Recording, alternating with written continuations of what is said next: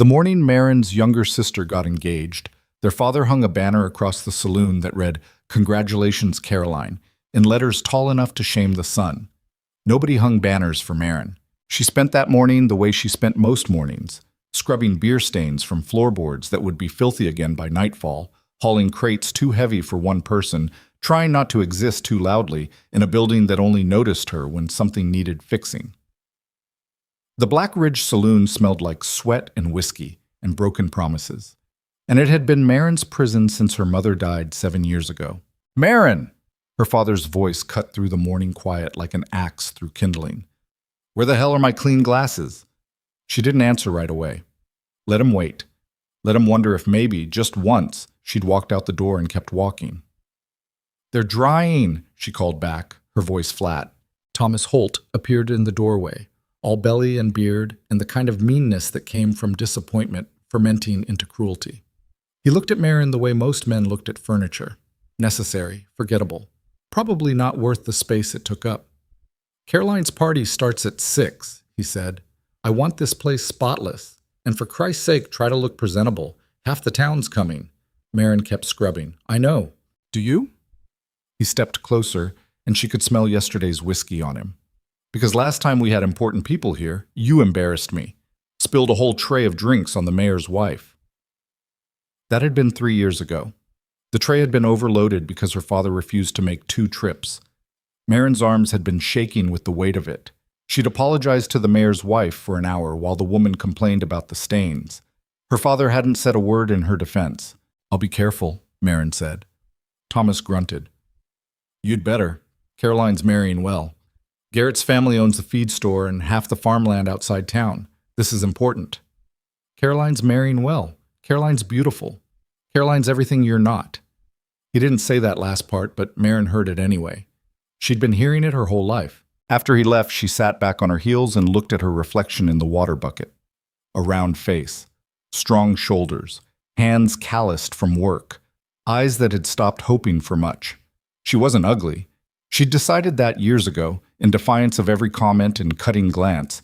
She was just big, solid, the kind of woman men looked past on their way to someone daintier. Caroline was dainty. Caroline was pretty. Caroline had never scrubbed a floor in her life. The door to the storage room creaked open. Marin didn't look up. "You hiding back here?" Caroline's voice was light, almost musical. Everything about her was light. She moved through the world like it owed her softness. "Working," Marin said. "On my engagement day?" Caroline laughed, settling onto a crate like it was a throne. "You should be celebrating." "I am," quietly. Caroline studied her, head tilted. They looked nothing alike. Caroline had their mother's delicate features, her honey-colored hair, her ability to make men stupid. Marin had inherited their father's build and their grandmother's stubbornness. "Are you angry?" Caroline asked. "About Garrett?" Marin dunked the scrub brush back into the bucket. "Why would I be angry?" "Because you're older. Because people expect—" She trailed off. "Expect what?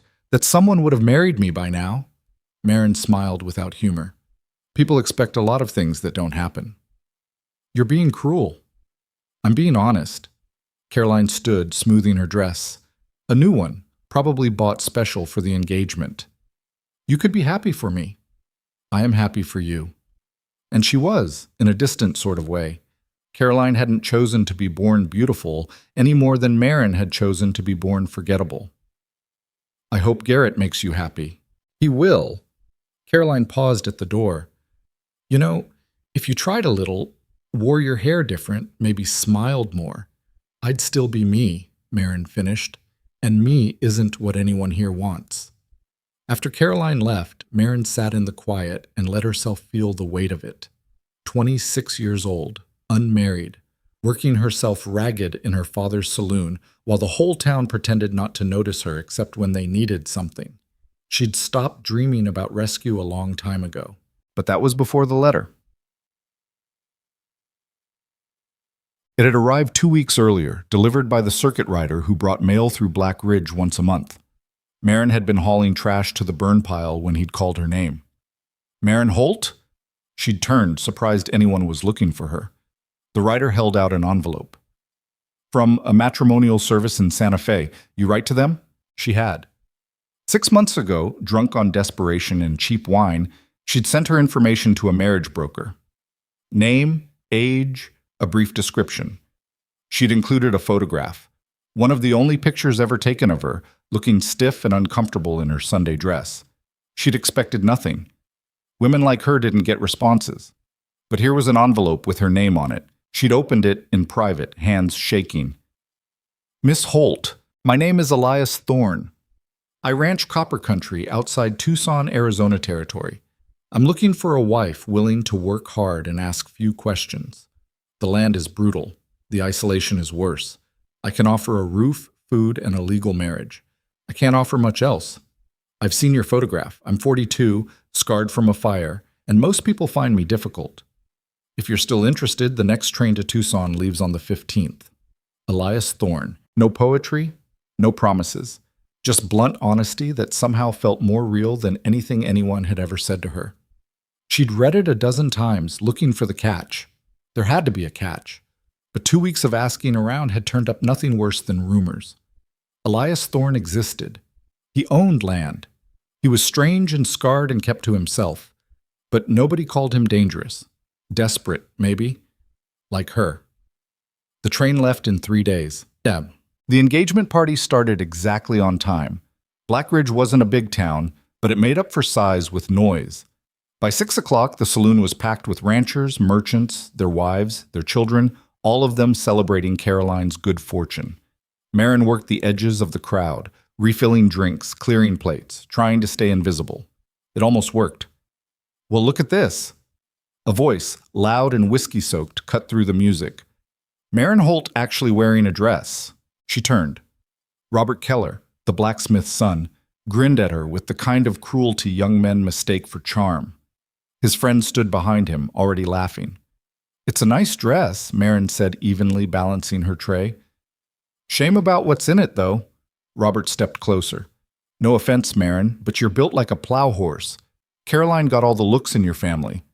The laughter spread. Someone whistled. Marin felt her face burn. Move, she said quietly. What's the matter? Can't take a joke? Robert blocked her path. Come on, Marin. Everyone knows you're desperate. Hell, I heard you sent your picture to one of those marriage brokers. That true? The room got quieter. People were turning now, watching. Marin met Robert's eyes. Get out of my way. Who'd want you? Robert pushed. Seriously, what kind of man would be desperate enough? She threw the tray, not at him, just down. Let it clatter, let the glasses shatter, let the whole room stop and stare. You want to know who'd want me? Marin's voice carried across the sudden silence. A man who's too smart to waste his time in this miserable town. A man who sees more than a pretty face. A man who… Marin, her father's voice sharp with warning. She turned. Thomas Holt stood behind the bar, his expression thunderous. Caroline stood beside him, her face pale. Apologize, Thomas said. No. Apologize to Robert and his family right now, or what? Marin pulled off her apron. Her hands were shaking, but not with fear, with something bigger. You'll throw me out? You'll finally stop pretending you want me here? You're making a scene. Good. She looked around at all the familiar faces, the people who'd watched her grow up invisible, who'd used her and ignored her and made her feel small. I'm leaving. In 3 days, I'm getting on a train to Arizona, and I'm marrying a rancher I've never met. And you know what? Even if he's terrible, even if it's a mistake, it'll still be better than spending one more day in this place. The silence was absolute. Thomas's face went red. You ungrateful! I've worked for you for free since I was 19, Marin said. I've cleaned and cooked and bled for this saloon. I've listened to you tell me I'm not good enough, not pretty enough, not enough. I'm done. She turned and walked toward the stairs. If you leave, her father called after her, don't bother coming back. Marin stopped, looked back one last time. Caroline was crying. Robert looked shocked. The whole town stared at her like they'd never seen her before. Maybe they hadn't. I won't, Marin said. She climbed the stairs to her tiny room and started packing. 3 days later, she stood on the platform at Black Ridge's excuse for a train station. One bag, everything she owned, Caroline had come to say goodbye. She stood a careful distance away like shame was contagious. "You don't have to do this," Caroline said. "Yes, I do." "What if he's awful? What if—" "Then I'll figure it out." Marin looked at her sister. "You'll be happy here. You and Garrett, you'll have a good life." "What about you?" "I'm going to have a different life." Marin picked up her bag. "That's enough." The train whistle screamed. Caroline hugged her, quick and fierce. "Write to me." "Maybe." Marin climbed aboard and found a seat by the window. As the train pulled away, she watched Black Ridge disappear into dust and distance. She didn't cry. She'd used up all her tears on that town already. But the journey took 4 days. Marin spent most of it staring out the window, watching the landscape change from grassland to something harsher. The green disappeared. The earth turned red and raw. Mountains rose like broken teeth against a sky too big to comprehend. Arizona territory looked like the end of the world. The other passengers kept their distance. A woman traveling alone was either desperate or dangerous, and Marin supposed she qualified as both. On the last day, an older woman finally sat beside her. "First time out west?" she asked. Marin nodded. "Meeting someone?" "My husband." The word felt strange in her mouth. "We're married by proxy. I haven't met him yet." The woman didn't look surprised. "A lot of that going around. Men need wives. Women need escape. Territory's full of marriages like that." "Does it work?" "Sometimes." The woman studied her. "You're stronger than you look. That'll help." "How do you know I'm strong?" "Because you're here." The woman smiled. "Weak women don't get on trains to nowhere." When they finally pulled into Tucson, Marin's stomach was in knots. The platform was crowded with people meeting arriving passengers, families, merchants, ranch hands. Marin stepped off the train and looked around. A man stood apart from the crowd. Tall, broad-shouldered, wearing dusty work clothes and a hat pulled low. He didn't move, didn't wave, just watched. Marin walked toward him. As she got closer, she saw his face. The left side was scarred, burn scars, thick and twisted, pulling at his eye and mouth. His expression was unreadable. "Elias Thorne?" she asked. He nodded once. "I'm Marin Holt." "I know." His voice was rough, like he didn't use it much. He looked her over, not judging, just assessing. "You're taller than your picture. You're scarred worse than your letter mentioned." Something that might have been amusement flickered across his face. "We both told the truth then, more or less." He picked up her bag without asking and started walking. Marin followed. They didn't speak again until they reached a wagon at the edge of town. Elias loaded her bag, then turned to face her. "Last chance," he said. "You can get back on that train. I won't hold it against you." Marin looked at him, really looked. Past the scars, past the silence, she saw exhaustion, loneliness, the same kind of desperation that had driven her onto the train in the first place. "I didn't come all this way to leave," she said. "It's going to be hard." "Everything's hard." He studied her a moment longer, then nodded. "Get in." The ride to Copper Mesa Ranch took 6 hours. The landscape was brutal, all rock and dust and plants that looked like they wanted to hurt you. The sun beat down merciless.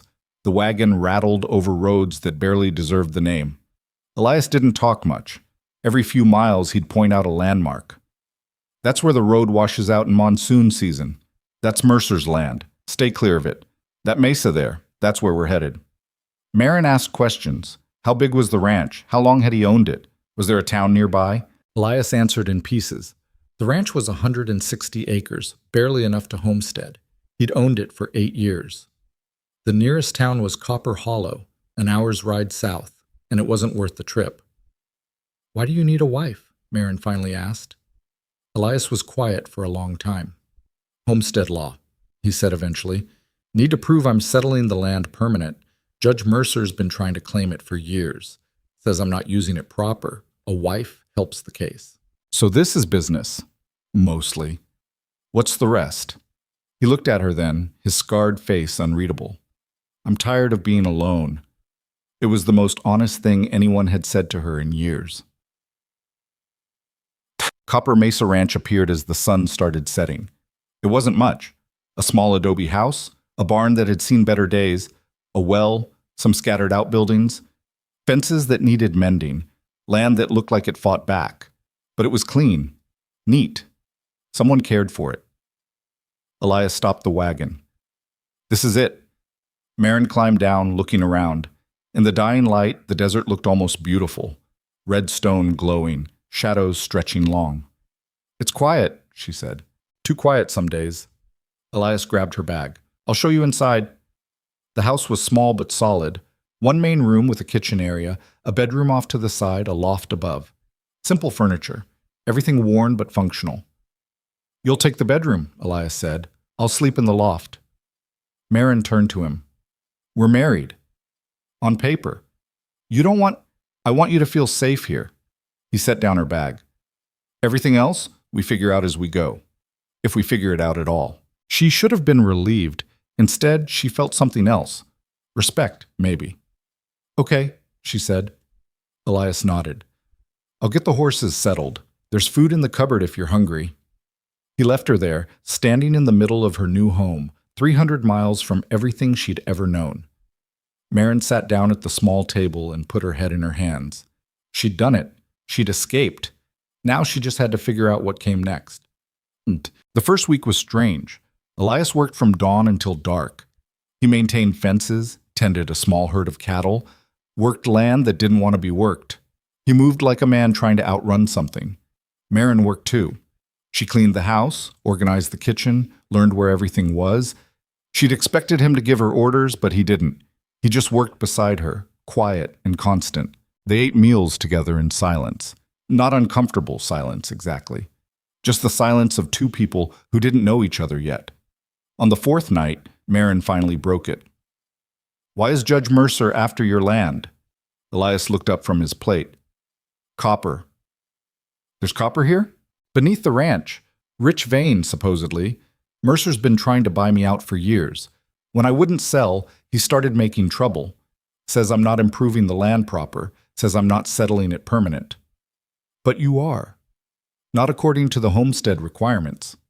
Elias pushed his food around. Need to show cultivation, improvement, permanent residence.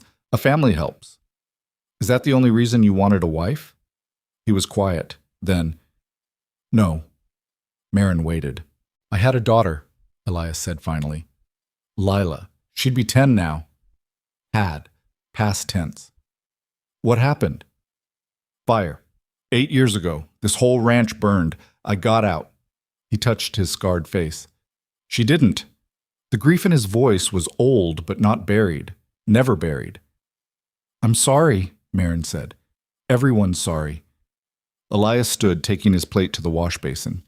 Doesn't change anything. He went outside after that. Marin heard him chopping wood long after dark. She understood then. He wasn't just lonely. He was haunted. The work was brutal. Marin had thought she knew hard labor, but the ranch taught her different. Everything in the desert fought back. The sun, the wind, the land itself. Even the plants had thorns. But she didn't complain. Elias noticed. On the 10th day, he came in from the south pasture and found her wrestling with a broken fence post. You don't have to do that, he said. It needs doing. I meant you don't have to work like this. You're here for the homestead claim, not, I'm here because I chose to be here. Marin wiped sweat from her face. And I don't know how to not work. Something shifted in his expression. Not quite a smile, but close. All right, he said, but use gloves. Your hands are bleeding. He showed her how to wrap the wire proper, how to set the post so it'd hold. They worked side by side until the fence was mended. That night, he brought out a jar of salve for her hands. My wife made this, he said, then caught himself. My first wife. Before. Marin took it carefully. Thank you.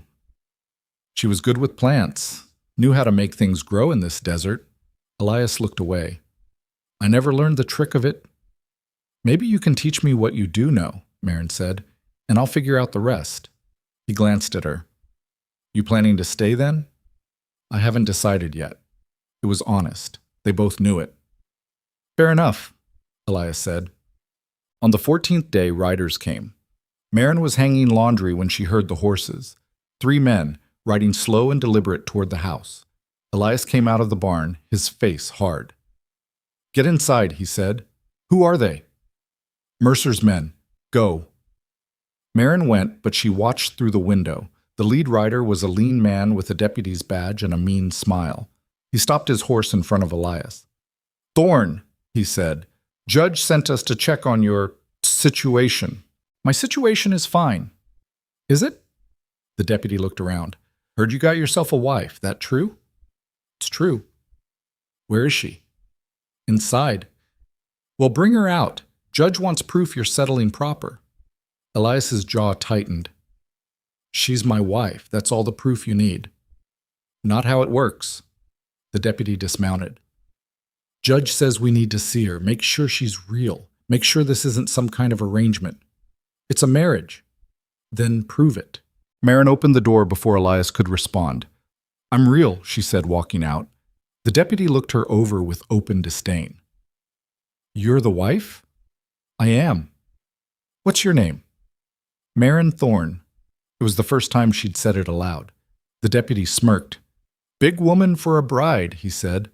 "Must have been desperate, Thorne. Couldn't find anyone who wanted you, so you settled for this?" Elias moved, fast. He had the deputy by the shirt before anyone could react. "Say that again," Elias said quietly. The other riders reached for their guns. Marin stepped forward. "Elias, don't!" He didn't let go. "Apologize to my wife." "Or what?" The deputy grinned. "You'll assault an officer? That'll give Mercer all the excuse he needs to take this place." The silence stretched. Marin could see Elias calculating, fighting himself.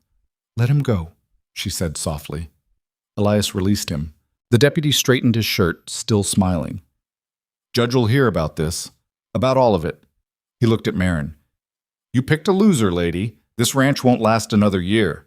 They rode off laughing. Elias stood in the dust, shaking with rage. "I'm sorry," he said.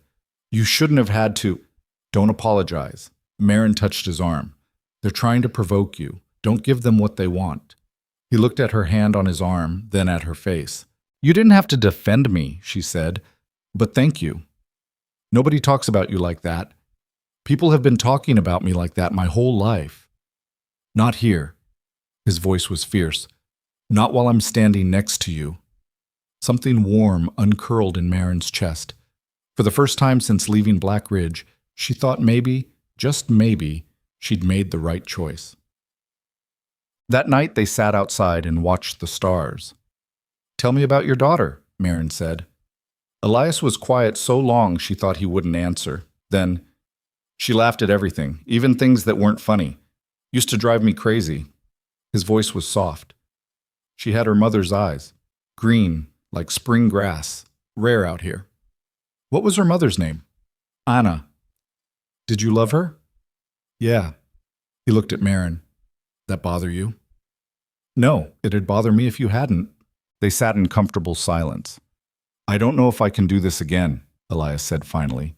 "Caring about someone, losing them. I barely survived it the first time." "I'm not asking you to care about me." "Aren't you?" Marin considered. "Maybe eventually, but not yet. Right now I'm just asking you not to give up on this place." "Why do you care?" "Because it's the first place that's felt like it might be mine."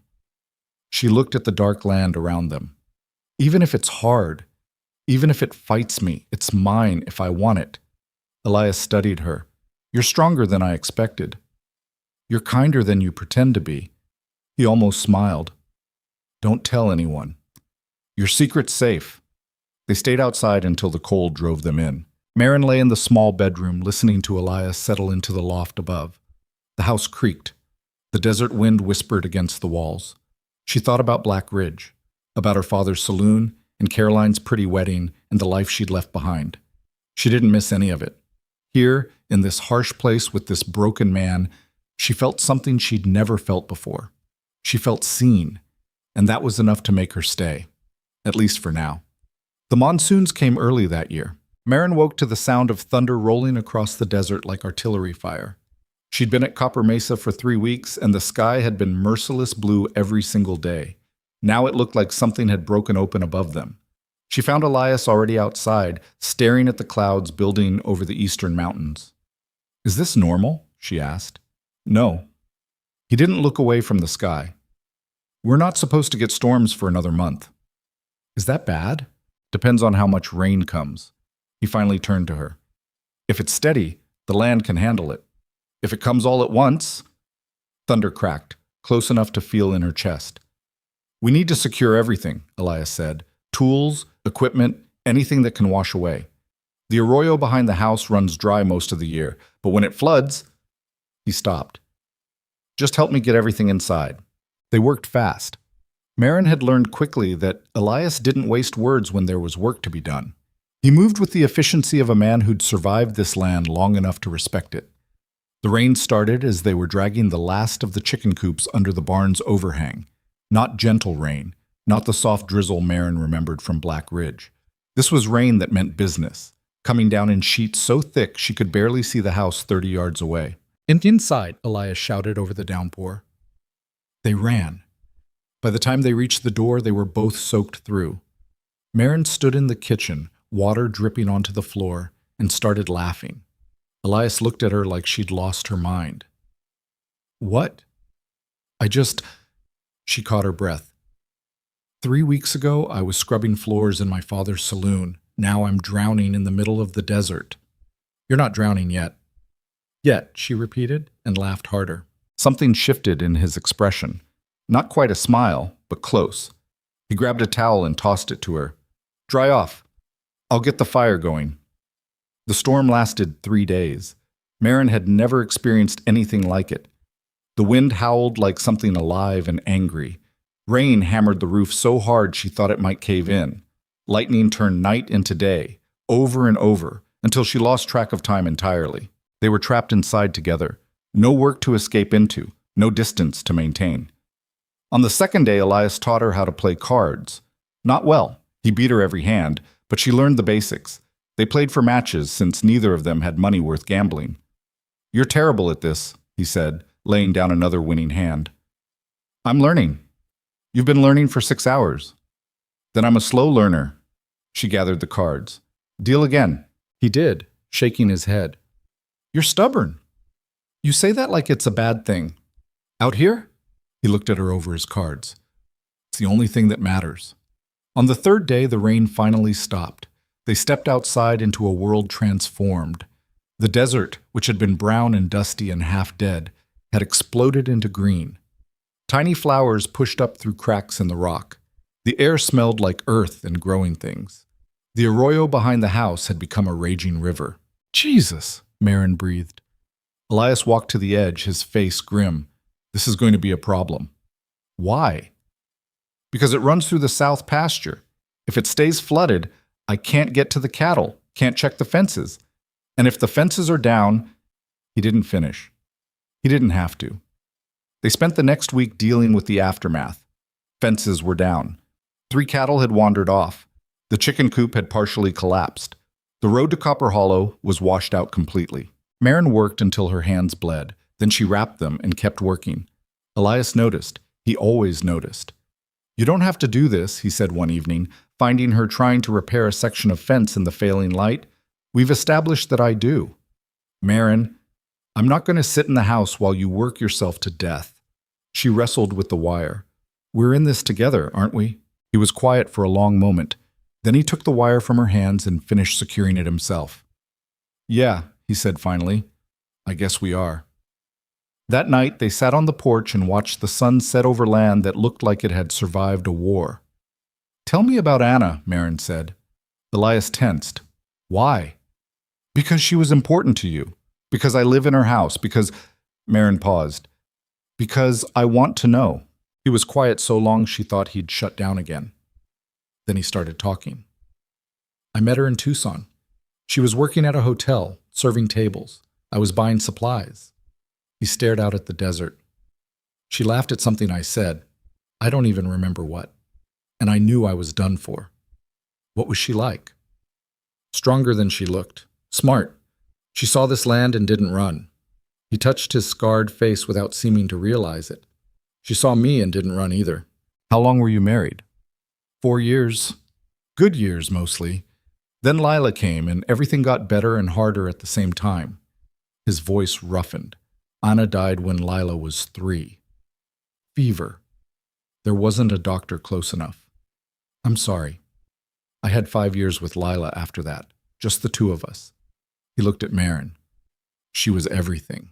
Talked constantly, asked a million questions, got into everything, drove me crazy every single day. The fire, Marin said quietly. What happened? His jaw worked. I was careless. That's what happened. Left a lantern burning in the barn while I went to check the fence line. Wind must have knocked it over. By the time I got back, he stopped. The whole place was burning. I tried to get her out. Tried so hard I can't remember most of it. Just woke up in Copper Hollow 3 days later with half my face melted. And Lila? Gone. They searched for weeks. Never found a body, but the fire burned so hot. He couldn't finish. Marin didn't try to fill the silence with platitudes. She just sat with him in his grief. I rebuilt, Elias said finally. The house, the barn, everything. Thought maybe if I put it all back together, I could fix what broke inside me too. He laughed, bitter. Didn't work. You're still here, though. Yeah, too stubborn to leave, too broken to move on. He looked at her. That bother you? No. Marin met his eyes. I think we're all broken in one way or another. Some of us just hide it better. You don't seem broken. I spent 26 years being invisible in a town full of people who knew my name. She smiled without humor. That breaks you in quieter ways. They sat in the dark and didn't talk about it anymore. Sometimes silence said more than words ever could. The next morning, riders came again. This time there were 5 of them, and Judge Mercer rode at the front. Marin had never seen him before, but she knew him instantly. He sat his horse like a man who owned the world and was deciding which piece to take next. Late 50s, well-dressed, with the kind of face that looked friendly until you noticed his eyes. Elias went tense beside her. Stay close, he muttered. Mercer stopped his horse 20 feet from the porch. His men fanned out behind him, hired guns, every one of them, though they wore the veneer of respectability. Thorne, Mercer said, his voice smooth as oil. Been a while. Not long enough, Mercer smiled. I heard you got yourself hitched. Thought I'd come by and offer my congratulations. His gaze slid to Marin. This the wife? She is. Little old for a bride, isn't she? Mercer tilted his head. Must have been slim pickings in the marriage market. Elias's hands clenched. Marin touched his arm. I'm Marin Thorne, she said evenly, and you're trespassing. Mercer's smile widened. Got some spine on her. I'll give you that, Thorne. He shifted in his saddle. I came to make you an offer. Fair price for this land. More than it's worth considering the state of it. Not interested. You haven't heard the price. Don't need to. Mercer's expression hardened. You're being unreasonable. This land is barely producing. You can't prove permanent settlement. And with the new territorial laws coming, I have a wife now, Elias cut in. That's proof enough. Is it? Mercer looked at Marin again, assessing. A wife you've known for what? A month? A woman you married through a broker? That's not a family, Thorne. That's a business arrangement. It's a legal marriage. Legal doesn't mean legitimate. Mercer leaned forward. The homestead inspector comes in 6 weeks. He's going to look at this place. The fence is falling down, the land barely cultivated, the house that's more shack than home, and he's going to see exactly what I see. A man playing at ranching to keep hold of land he can't work proper. We're working it, Marin said. Are you? Mercer's voice was cold now. Because from where I sit, you're a convenience. A piece of paper to wave at the government. And when that doesn't work, when the inspector sees through this little charade, Thorne here is going to lose everything anyway. Get off my land, Elias said quietly. I'm offering you a way out, a chance to leave with something instead of nothing. I said get off my land. Mercer studied them both for a long moment. Then he straightened in his saddle. 6 weeks, Thorne. 6 weeks until the inspector comes. You'd better hope your pretend marriage is convincing. He turned his horse. Because if you fail that inspection, I'll have the federal marshal himself escorting you off this property. They rode off in a cloud of dust. Elias stood rigid, shaking with suppressed rage. He's right, he said finally. The place is a mess. The fences are barely standing. We've lost half the spring's work to the storm. And the inspector can see that we're trying, Marin finished, that we're building something. Building what? A marriage? We barely know each other. So we get to know each other. She turned to face him. You said 6 weeks. That's enough time to fix the fences, repair the damage, show we're serious about this place. You don't understand. Mercer owns half the territory. He's got judges, marshals, inspectors all in his pocket. He wants this land, and he'll do whatever it takes to get it. Then we do whatever it takes to keep it. Elias looked at her like she was crazy. Why? Why do you care this much? You could leave, get back on a train, and find somewhere easier. I don't want easier. Marin's voice was fierce. I want this. I want land that's mine, a home that's mine, a life that's mine. And I'm not giving it up because some bully in a nice suit thinks he can scare me off. He stared at her. You really mean that? Yes. Something shifted in his face. Not hope, exactly, but something close. All right, he said. Then we fight. They worked like they were trying to beat time itself. Up before dawn, working until full dark. Marin's hands, which had finally started healing, cracked open again. Her back ached. Her legs trembled with exhaustion. She didn't complain. Elias pushed just as hard. Harder, maybe, because he was fighting ghosts as much as he was fighting Mercer. Every fence he mended was a promise to his dead wife. Every seed planted was for the daughter who'd never see them grow. Marin watched him work himself ragged and knew she couldn't fix what haunted him. She could only work beside him and hope that was enough. 2 weeks before the inspection, a woman rode up to the ranch. Marin was hauling water from the well when she saw the rider approaching. She called for Elias, but he was in the far pasture. The woman dismounted slowly. She was maybe 40, weathered by sun and hardship, wearing men's work clothes and a pistol on her hip. You're Thorne's new wife, she said. Not a question. I am. Marin Thorne. The woman studied her. I'm Sarah Cortez. I ranch about 10 miles east of here. Nice to meet you. Is it? Sarah's expression was hard to read. I came to warn you. About what? About Mercer. About what he does to people who stand in his way. Sarah glanced toward the house. 3 years ago, my husband refused to sell our land. Mercer's men burned our barn, killed half our livestock. My husband went to the sheriff, and the sheriff did nothing because Mercer owns him too. Marin's stomach went cold. What happened? My husband sold. We moved north, started over. Sarah's jaw tightened. But Mercer's still out there, still taking what he wants, and now he wants this land. We're not selling. I figured you'd say that. Thorne's always been stubborn. Sarah pulled an envelope from her saddlebag. This is why I really came. Names and locations of 5 other families Mercer's pushed off their land in the last 2 years. Some of them are still in the territory. Some left. But they all have stories, and if you're smart, you'll talk to them before that inspector shows up. Marin took the envelope. Why are you helping us? Because somebody needs to stand up to that bastard. Sarah mounted her horse. And because I like the idea of him losing for once. She rode off before Marin could thank her. That night, Marin showed Elias the list. He read it slowly, his expression darkening. Half these people I know, he said. The Johnsons had good land north of here. The Reeves were trying to start an orchard. Mercer ran them all off? According to Sarah. Elias set down the paper. What good does knowing this do us? It proves a pattern. If we can get these families to testify, show the inspector that Mercer's been systematically forcing people off their land, they won't testify. Elias's voice was flat. They're too scared, and they're right to be scared. What if we talk to them? What if... Marin. He looked at her. These people lost everything. Their homes, their livelihoods, some of them their families. You think they're going to risk coming back here just to help us? I think people are braver than you give them credit for. I think people are smart enough to stay away from men like Mercer. They stared at each other across the table. I'm going to try anyway, Marin said finally. You're going to get yourself hurt.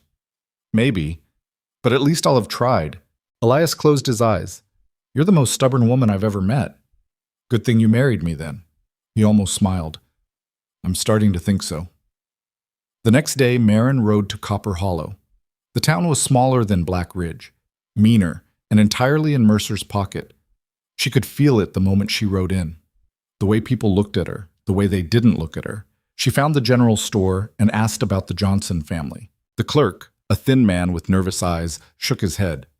Don't know them. They used to ranch north of here. Don't know them, he repeated, not meeting her gaze. Marin tried the saloon, the blacksmith, the livery. Everyone gave her the same answer or some variation of it. She was getting ready to leave when an old man sitting outside the saloon spoke up. Johnson's moved to Silver City, he said, after Mercer's men burned their house. Marin turned. You know them? Knew them. Good people. Didn't deserve what happened. Would they testify against Mercer? The old man laughed, bitter. You're either brave or stupid, lady. Mercer would kill them before they could open their mouths. What about you? Would you testify? About what? About what Mercer does. How he operates. The old man looked at her for a long moment. Then he spat into the dust. I'm too old to be brave, he said, and too smart to be stupid. Go home, Mrs. Thorne. Keep your head down and maybe you'll survive. Marin rode back to the ranch as the sun set. Elias was waiting on the porch. Any luck? He asked. No. He nodded, unsurprised. I told you.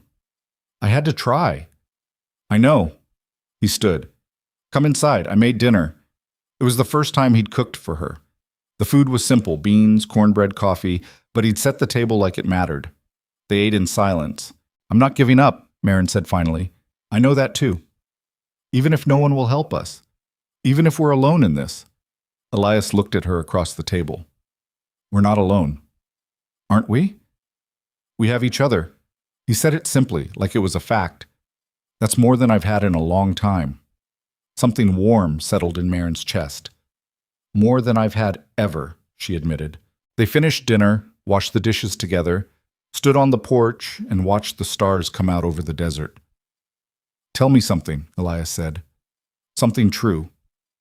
About what? About you. About who you were before you came here. Marin thought about it. I was invisible. Not because I wanted to be, but because that's what people needed me to be. Easier to use someone when you don't have to see them. I see you. I know. She looked at him. That's why I'm still here. He held her gaze.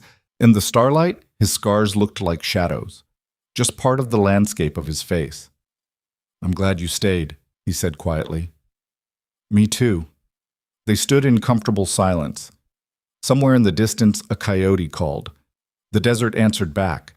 The inspection was 9 days away when the second storm hit. This one was worse. The rain came down so hard it sounded like the sky was tearing apart. Wind ripped at the roof. Lightning struck close enough to shake the ground.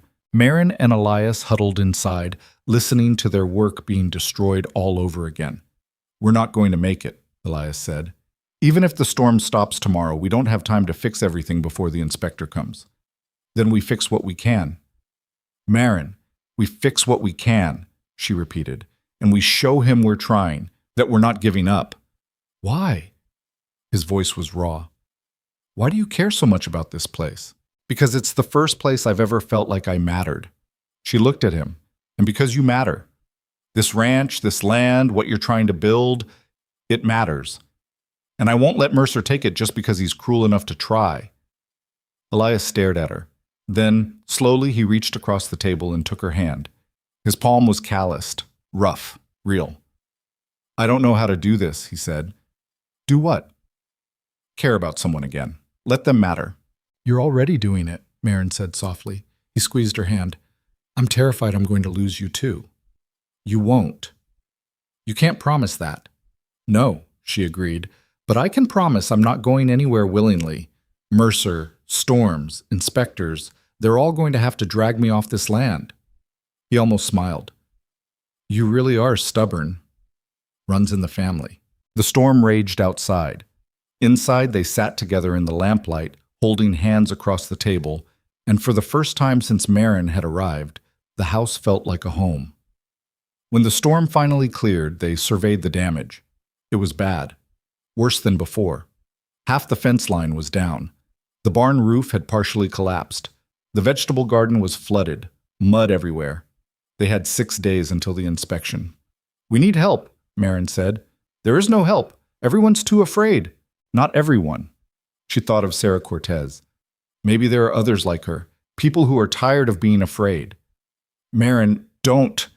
But she was already heading for the house. She wrote 5 letters that afternoon, 1 to Sarah, 4 to the families on the list, the ones still in the territory. She rode to Copper Hollow and paid the postmaster to send them out immediately. When she got back, Elias was waiting. "What did you do?" he asked. "Asked for help. They won't come." "Maybe not, but I had to try." 3 days before the inspection, Sarah Cortez rode up with 2 men and a wagon full of supplies. "Heard you might need some help," she said. Marin could have cried. The 2 men were ranch hands Sarah had hired, good workers who didn't ask questions. They set to work immediately, helping Elias repair the barn, while Marin and Sarah tackled the fence line. "Why are you doing this?" Marin asked as they worked. Sarah hammered in a post. "Because I'm tired of watching Mercer win." The next day, another family showed up. The Reeves from the list. They'd lost their orchard to Mercer, but hadn't left the territory. "We can't testify," Mr. Reeves said. "It's too dangerous, but we can help you pass this inspection." By the time the inspector arrived, there were 7 people working the ranch. The place wasn't perfect. The scars of the storm were still visible, but it was clean, organized, clearly occupied and cared for. The inspector was a thin man with a clipboard and suspicious eyes. He walked the property slowly, taking notes. Mercer rode up halfway through, all smiles and charm. "Inspector Bennett," he said warmly. "Good to see you." Bennett nodded. "Judge, I trust you're finding everything in order?" "I'm still evaluating." Mercer's smile thinned. "Of course. Though between us I have concerns about the legitimacy of Mr. Thorne's homestead claim. The marriage, specifically." "The marriage is legal," Marin said. Mercer looked at her like she was dirt. "Legal and legitimate aren't the same thing, dear." "Don't call her that," Elias said quietly. The inspector cleared his throat. "If I could continue my inspection?" They all fell silent. Bennett walked the fence line, checked the barn, examined the house, asked questions about their plans for the land, their water source, their livestock.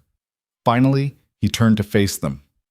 "The property shows signs of recent storm damage," he said. "It does," Elias agreed. "But we're repairing it. I can see that." Bennett made a note. "The house is small but adequate. The fences are functional. The land is being cultivated." He paused. "The homestead claim appears to meet the minimum requirements." Mercer's face went dark. "Inspector, surely you can see—" "I can see a man and his wife working their land," Bennett interrupted. "That's what the homestead law requires. But my recommendation will be approval, Judge Mercer." Bennett closed his notebook. "Pending final review from the territorial office, but I don't anticipate any issues." The silence was absolute. Then Sarah Cortez started clapping. The others joined in. Mercer's face was stone. "This isn't over, Thorne." "Yeah," Elias said. "It is." Mercer rode off, his men following. Bennett left shortly after. The volunteers stayed for dinner. They ate and laughed and celebrated like they'd won something bigger than a homestead claim. Maybe they had.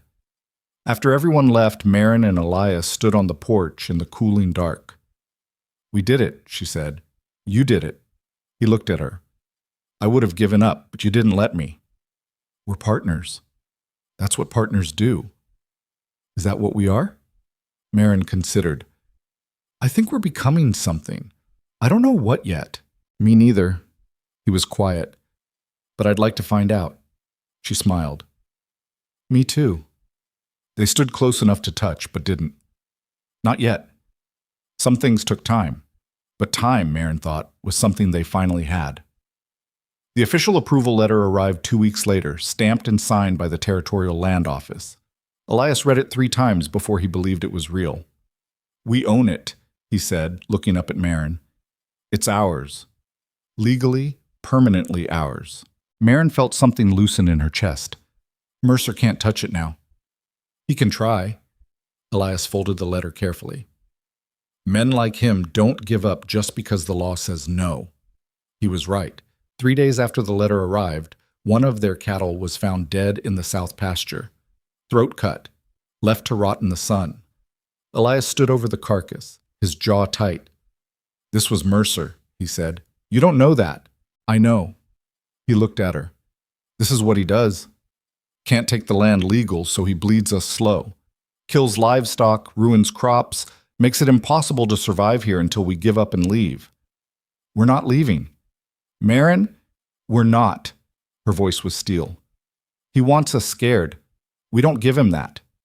But fear came anyway, creeping in at night when the wind sounded like footsteps, when shadows moved wrong, when every noise outside could be another threat. A week later, their well was poisoned, something dead thrown down it, fouling the water.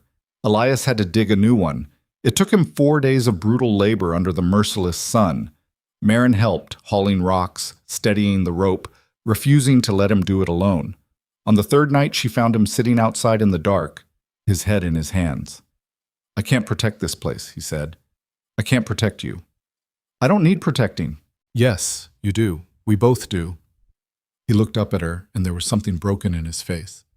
Maybe we should sell, take what we can get, and go somewhere Mercer's reach doesn't extend. Where's that? He owns half the territory, you said so yourself. Marin sat beside him. We run now. We'll be running forever. Better than dying here, is it? She touched his scarred hand. You rebuilt this place once. After the fire, after losing everything, you rebuilt. You really going to let Mercer take what you fought so hard to keep? I'm tired, Marin. Tired of fighting. Tired of losing. Then don't lose. She squeezed his hand. We find a way to stop him. Permanently. How? He's got judges, sheriffs, half the territorial government in his pocket. We're nobody. We're not nobody. She stood. And we're not alone. Sarah helped us. The Reeves helped us. There are others like them. People Mercer's hurt. If we can bring them together, they won't come. You saw how scared they are. Fear only works when you're isolated. Marin looked out at the dark land. But if enough people stand together, fear stops working. Elias studied her. You really believe that? I have to. He was quiet for a long time. Then he stood beside her. All right, he said. We try it your way. But if this goes wrong, it won't. If it does, he continued, you get on the first train out of the territory. Promise me. I'm not promising that. Marin, we both go or we both stay, she said firmly. Those are the only options. He looked at her, something shifting in his expression. When did you get so damn stubborn? I've always been stubborn. You just never had to deal with it before. He almost smiled. Then he pulled her close, wrapping his arms around her in the first real embrace they'd shared.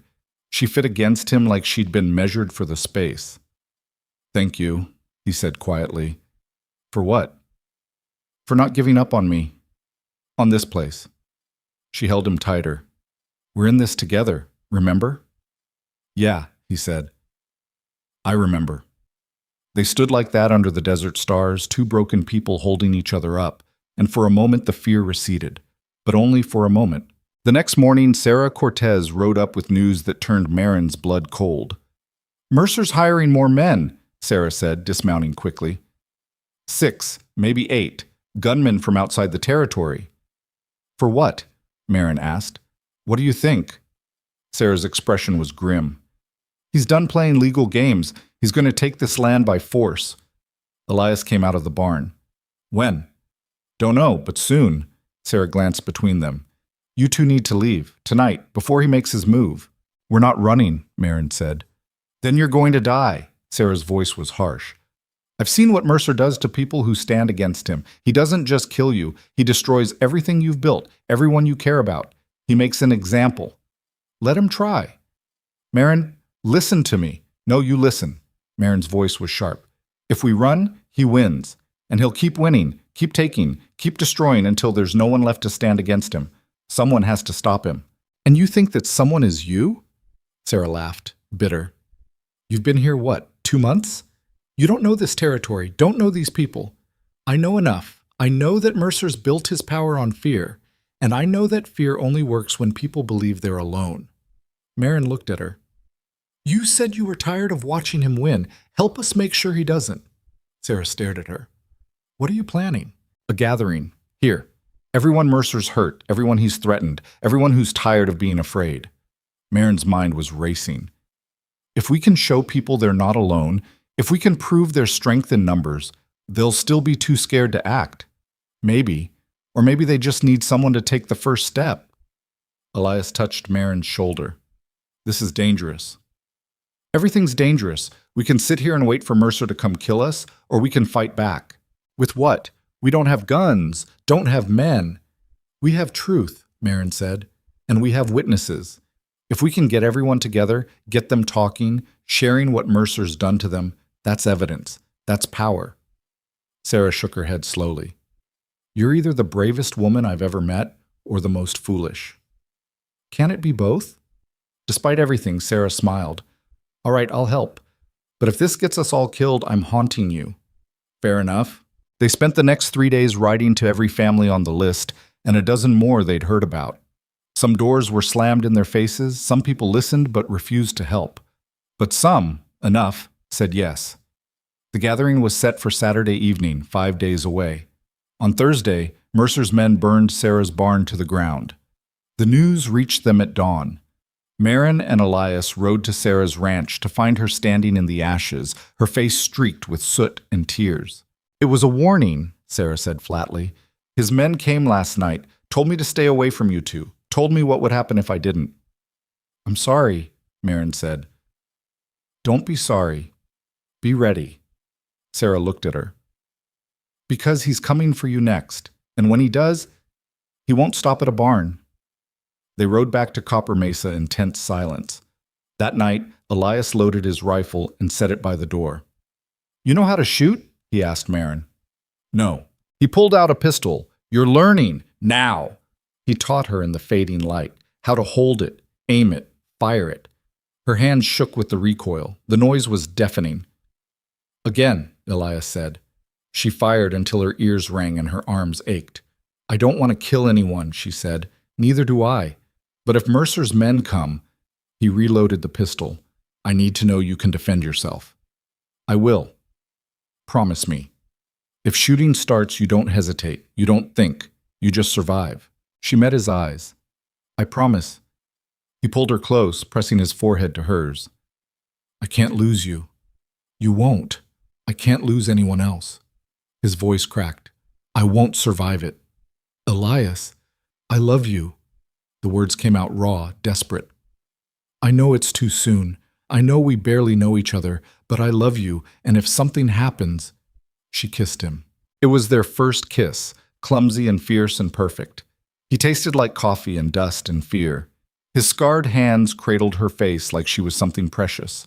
When they pulled apart, she was crying. I love you too, she whispered, and we're going to survive this. Both of us.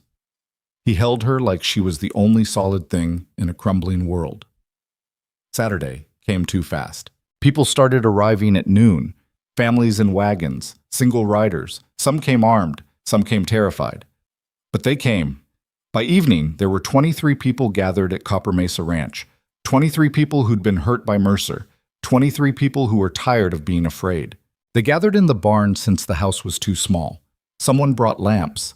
Someone else brought food.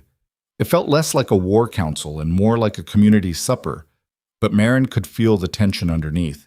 She stood before them, her heart hammering. Thank you for coming, she started. I know it wasn't easy.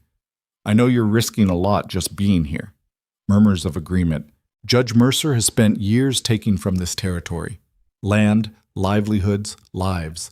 He's done it through fear and intimidation, and by making sure we all stayed separated, stayed silent. Marin looked around at the faces. But we're not silent anymore. And we're not separated. What good does talking do? A man called out. Mercer owns the law, owns the judges. Talking won't stop him. No, Marin agreed. But witnesses might, evidence might. If enough of us go on record, document what he's done, make it public, the territorial government will have to act. The territorial government is in his pocket too, someone else said.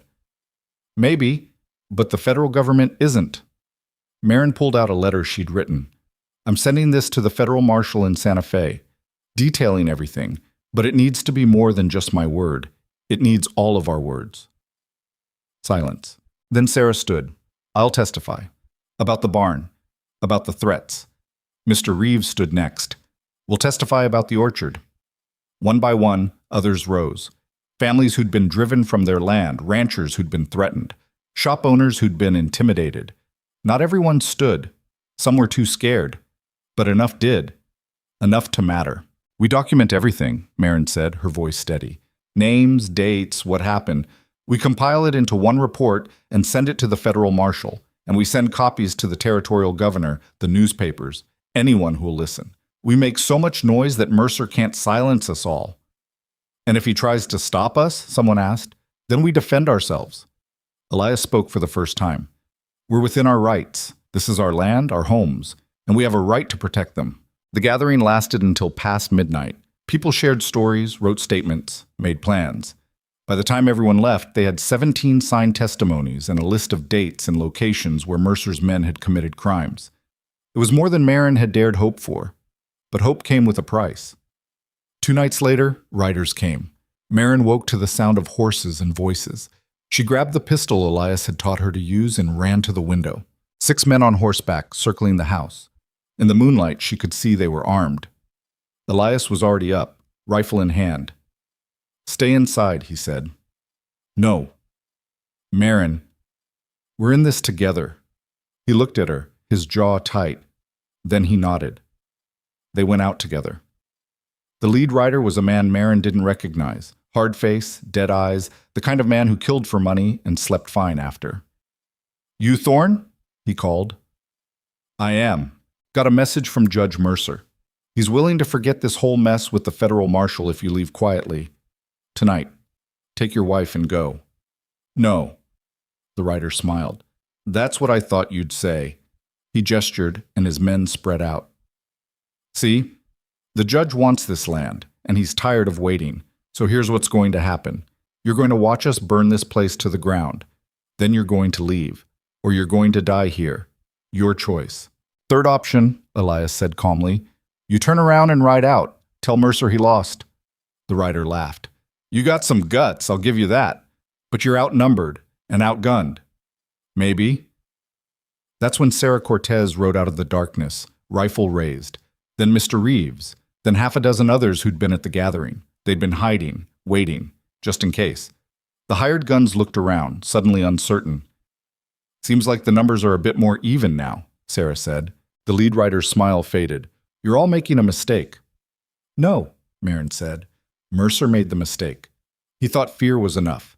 He was wrong." The standoff stretched. Nobody moved. Then from the darkness, a new voice called out. "That's enough!"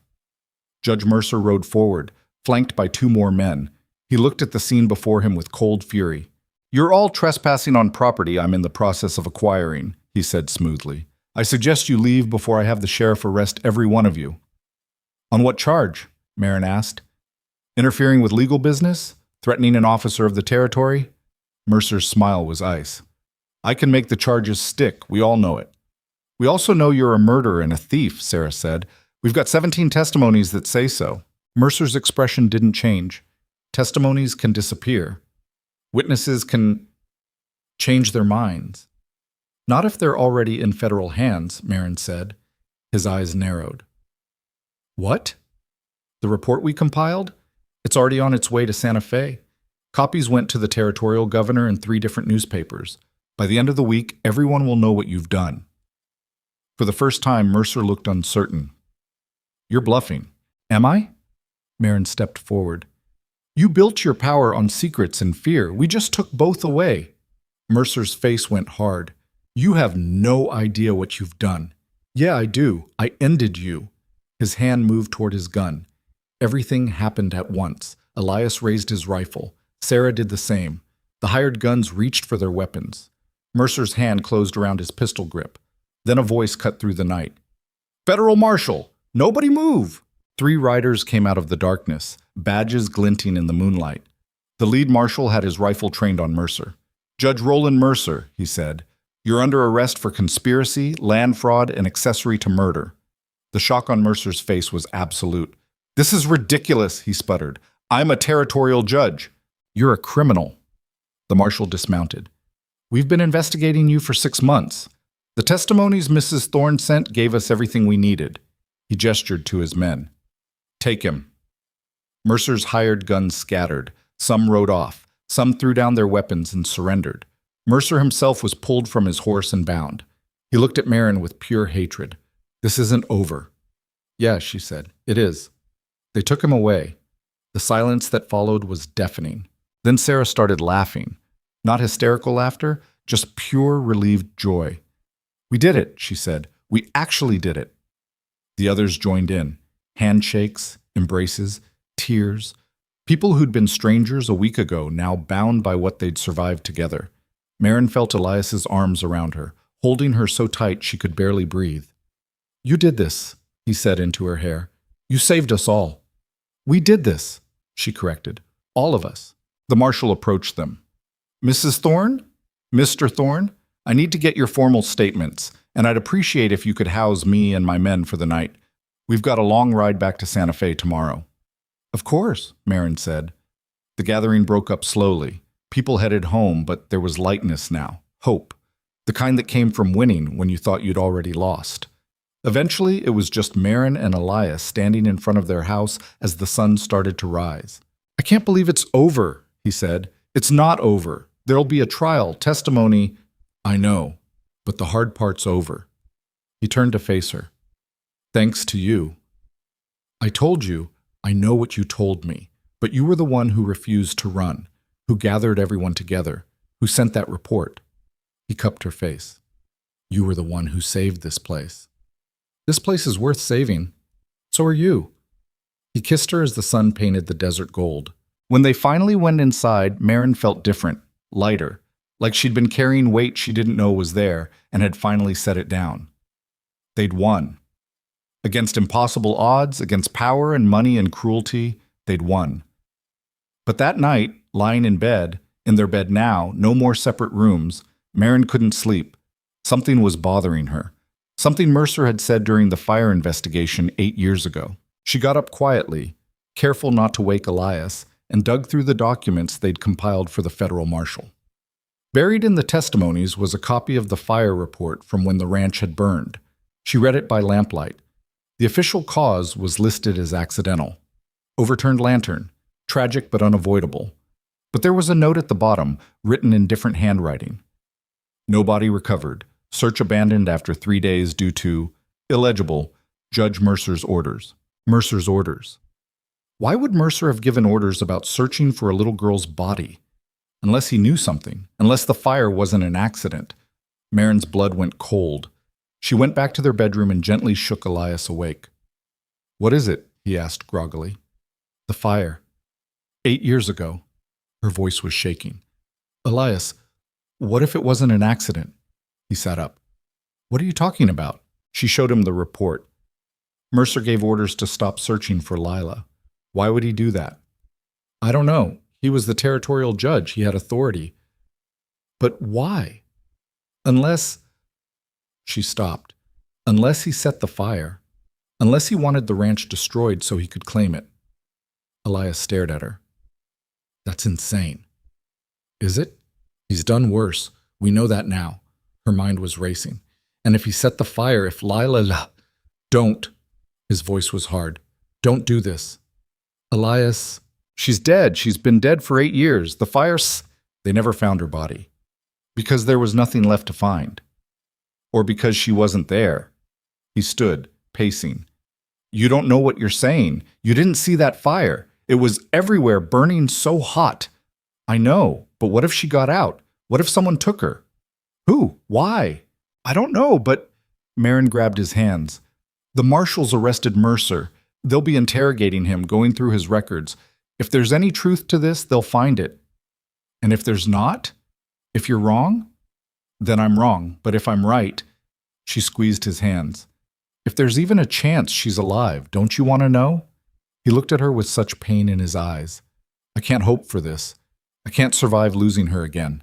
You don't have to hope. Let me hope for both of us. He pulled her close, burying his scarred face in her hair. Don't do this to me, he whispered. I have to. They stood like that until the sun came up, holding each other against the impossible possibility that everything they thought they knew was wrong. The federal marshals stayed 3 days, collecting statements and evidence. Marin waited until the second day to approach Marshal Webb, the senior officer who'd arrested Mercer. She found him outside the barn smoking a cigarette and reviewing his notes. "Marshal," she said, "can I ask you something about the investigation?" He looked up. "You can ask. Can't promise I can answer." "The fire that happened here 8 years ago, the one that killed Elias's daughter." She paused. "Are you looking into that as part of Mercer's case?" Webb's eyes narrowed. "Why would we?" "Because Mercer ordered the search for her body stopped after 3 days. It's in the fire report." A lot of reasons a judge might do that. Resource allocation, safety concerns. Or he knew there was no body to find. Webb was quiet for a moment. "That's a serious accusation." "I know, but if Mercer set that fire to drive Elias off this land, if he took that little girl or hurt her, that's murder. Or kidnapping. Either way, it's federal." "You got any evidence beyond a notation in an 8-year-old report?" "No, but you're going through Mercer's records anyway. His correspondence, his accounts. If there's something there, if we find something, we'll investigate." Webb stubbed out his cigarette. "But Mrs. Thorne? Don't get your husband's hopes up. Most likely that child died in the fire like everyone thinks. Whatever Mercer's done, odds are that particular tragedy is exactly what it looks like. But you'll check?" He sighed. "We'll check." Marin didn't tell Elias about the conversation. He was already barely holding together, caught between exhausted relief that Mercer was arrested and the terrible hope that Marin had planted about Lila. That night, she found him in the barn, sitting in the dark. "Can't sleep?" she asked. "Can't stop thinking." He looked at her. 8 years, Marin. 8 years I believed she was dead, mourned her, and now you're saying maybe—" He couldn't finish. She sat beside him. "I shouldn't have said anything. It was cruel." "No, if there's a chance, even the smallest chance," his voice broke. "I have to know. But I'm terrified of knowing. I understand." "Do you?" He turned to her. "You still have hope. You don't know what it's like to have everything taken from you, and then someone offers to give it back. The hope alone could destroy me. Then don't hope. Just wait. Let the marshals do their work. And if they find nothing, then we move forward, together. The way we've been doing." He pulled her close. "I don't deserve you." "Yes, you do." They sat in the darkness until exhaustion finally pulled them toward sleep. The marshals left on the 4th day, taking Mercer and 2 of his hired men with them. The rest had scattered into the territory, and Webb said they'd be hunted down eventually. Before he left, Webb pulled Marin aside. "We found something," he said quietly. In Mercer's records, payments made to a woman in California 8 years ago. Regular payments, still ongoing. The amounts match what you'd pay to keep someone quiet. Marin's heart stopped. "California?" "Place called Santa Rosa. The payments go to a Catholic mission there." He handed her a piece of paper. "I'm sending men to investigate, but it'll take weeks. If you want to go yourself, that's the address." "Why are you telling me this?" "Because if that little girl is alive, her father deserves to know sooner than the federal government's timeline allows." Webb tipped his hat. "But Mrs. Thorne? Prepare yourself. This might be nothing. Mercer could have been paying off anyone for any number of reasons. But it might be something." "Yeah, it might."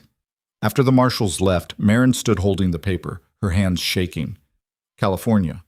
A mission. Regular payments for 8 years. It was too much to be coincidence, but it could still be nothing. She found Elias mending fence in the south pasture. "We need to talk," she said. He looked up, saw her face, and set down the wire. "What happened?" She told him everything. About the conversation with Webb, the payments, the mission in California. Elias listened without moving, his expression unreadable. When she finished, he was silent for a long time. "California," he finally said. "We don't know it's her. It could be. We have to go." His voice was rough. "We have to go right now. Elias, if there's any chance—" He grabbed her shoulders. "Marin, if there's any chance she's alive, I have to know. Today. Now. It's a week's journey, maybe more. And we don't know. I don't care. I have to go." She looked at him, saw the desperate hope in his eyes, and knew there was no arguing. "All right," she said. "We'll go." "We? You think I'm letting you do this alone?" Something shifted in his face. Relief and gratitude and love all mixed together. The ranch. Sarah will watch it. So will the Reeves family. Marin took his hands. We're going together. But Elias, you need to prepare yourself. This might not be what we hope it is. I know. Do you? Because if we get there and it's not her, or if she couldn't say the word. I know, he repeated, but I'd rather know than spend the rest of my life wondering. They left 2 days later. Sarah had agreed to watch the ranch without hesitation. You go find your daughter, she'd said, her voice fierce. We'll keep this place standing. The journey was brutal. Train to Tucson, then another to Los Angeles, then a third north to Santa Rosa. 4 days of travel, 4 days of Elias wound so tight, Marin thought he might shatter. He barely slept, barely ate, just stared out the window at the passing landscape, lost in hope and terror. Marin held his hand and didn't try to make him talk. Santa Rosa was a small town in wine country, green and lush in a way that made the Arizona desert feel like a different world entirely. The Catholic mission sat on a hill overlooking the town, white walls and red tile roof gleaming in the afternoon sun. They stood at the gate, neither of them moving. I can't do this, Elias said suddenly. Yes, you can. What if she's not here? What if... Then we deal with it. Together. Marin squeezed his hand. But we won't know until we go inside. He took a shaky breath, nodded. They walked through the gate. A nun met them in the courtyard. She was elderly with kind eyes and hands folded peacefully. Can I help you? She asked. Elias opened his mouth, but nothing came out. Marin spoke for him. We're looking for someone, a child who might have been brought here about 8 years ago, from Arizona Territory. The nun's expression didn't change. We care for many children here. Her name would be Lila Thorne. She'd be about 10 now. Dark hair, green eyes. I'm afraid I can't discuss our residence without proper authorization. I'm her father, Elias managed. Please, I just need to know if she's alive. The nun studied him. Something in her face softened. Wait here, she said. She disappeared into the mission. Elias was shaking. Marin held on to him, anchoring him to the moment. Minutes passed like hours. Then the nun returned. She wasn't alone. Behind her was a girl, maybe 10 years old, thin and wary, with dark hair pulled back and eyes that were unmistakably green. She looked at Elias with no recognition at all. Elias made a sound like he'd been shot. Lila? He whispered. The girl stepped back, frightened. The nun put a hand on her shoulder. It's all right, child. These people say they know you. I don't know them, the girl said. Her voice was small, uncertain.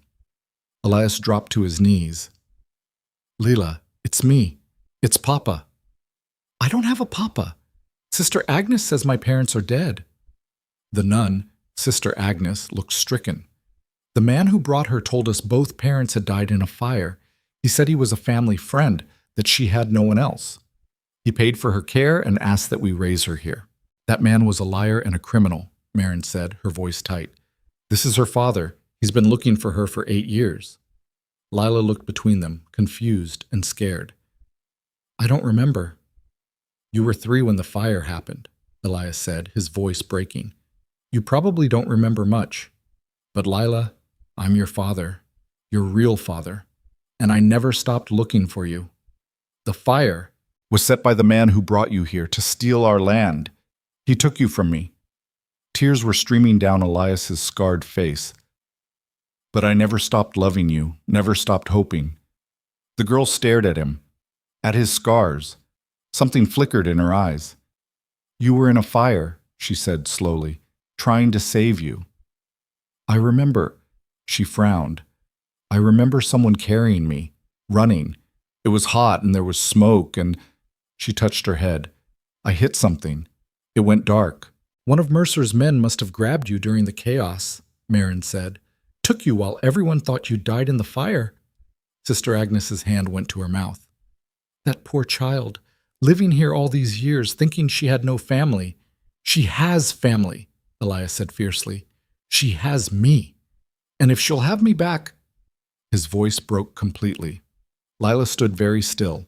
Then slowly she stepped forward. She reached out and touched the scars on Elias's face. You got these trying to save me? she asked. Yes. Why? Because you're my daughter. Because I love you more than anything in this world. Something in the girl's expression crumbled. I thought no one wanted me. I wanted you. I've wanted you every single day for 8 years. Lila threw herself into his arms. Elias caught her. Holding her so tight, Marin thought he might never let go. He was sobbing openly now, years of grief and loss pouring out. I'm sorry, he kept saying. I'm so sorry. I should have protected you. I should have... You tried, Lila said into his shoulder. You tried to save me. Marin stood back, giving them their moment, her own tears streaming freely. Sister Agnes touched her arm. Is this real? Is he truly her father? Yes. And the man who brought her here is in federal custody for murder and fraud. The nun crossed herself. All these years, that poor man thinking his child was dead. He'll need documentation, Marin said, pulling herself together. Records showing when she arrived, who brought her. Anything that can prove what happened. Of course, I'll get everything. Sister Agnes paused. She's a good child, sweet and bright. We've taken good care of her. Thank you for that, truly. But she belongs with her father. Yes, she does. It took 3 days to sort out the legalities. Sister Agnes provided every record she had. Marin sent telegrams to Marshal Webb, who confirmed Elias's identity and Lila's disappearance. A local judge reviewed everything and signed the custody papers. Through it all, Elias barely left Lila's side. He was terrified she might vanish again if he looked away. Lila was wary at first, overwhelmed by having a father suddenly appear after 8 years of believing herself an orphan. But slowly, carefully, they started to remember each other. You used to sing to me, Lila said one evening as they sat in the mission garden. I did? A song about stars. I can't remember the words, but I remember your voice. Elias started singing softly, an old frontier lullaby about stars and dreams. Lila's face lit up.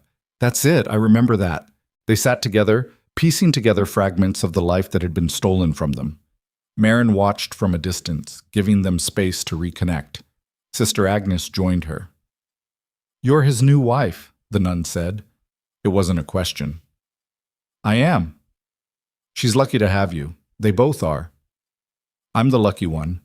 Sister Agnes smiled. You love him very much. More than I knew I could love anyone. And the child?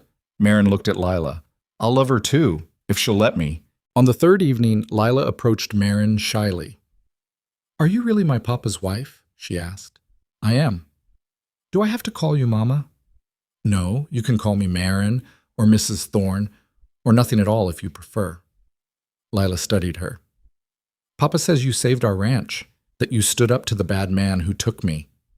We all saved it, together. Were you scared? Terrified. But you did it anyway? Yes? Lila was quiet for a moment. Then, I'm scared too, of leaving here, of going somewhere I don't remember. That's normal. Will you help me? When I'm scared? Marin knelt down to Lila's level. Every single time. I promise. Lila threw her thin arms around Marin's neck. Thank you for finding me, she whispered. Marin held her and wept. The journey back to Arizona took a week. They traveled slowly, giving Lila time to adjust. She'd never been on a train before, not that she remembered, and everything was new and overwhelming. Elias held her hand through all of it, pointing out sights through the window, telling her stories about the ranch, about her mother, about the life they'd built together. Will I have my own room? Lila asked. The house is small, Elias said, but we'll make space. We'll build more if we need to. What about animals? Can I have a dog? If you want one. And a horse? Eventually. And chickens? Elias laughed. It was the first time Marin had heard him laugh with pure joy. As many chickens as you want, he said. As they got closer to Copper Mesa, Elias's nervousness grew. What if she hates it? He said to Marin while Lila slept. What if the ranch is too harsh, too isolated? Then we'll figure it out. But Elias, she just wants to be with you. Where doesn't matter nearly as much as who. I don't know how to be a father anymore. It's been 8 years. She's not the same child, and I'm not the same man. So you'll learn each other again. That's what families do. He looked at her. You're good at this. Being hopeful. Someone has to be. Kissed her softly. I love you. I don't say it enough, but I do. I know. And I love you too. They arrived at Copper Mesa on a warm afternoon. Sarah and half a dozen others were waiting, having gotten the telegram Marin had sent from Tucson. Lila stepped off the wagon and looked around at the desert, the house, the barn. This is home? She asked. This is home, Elias said.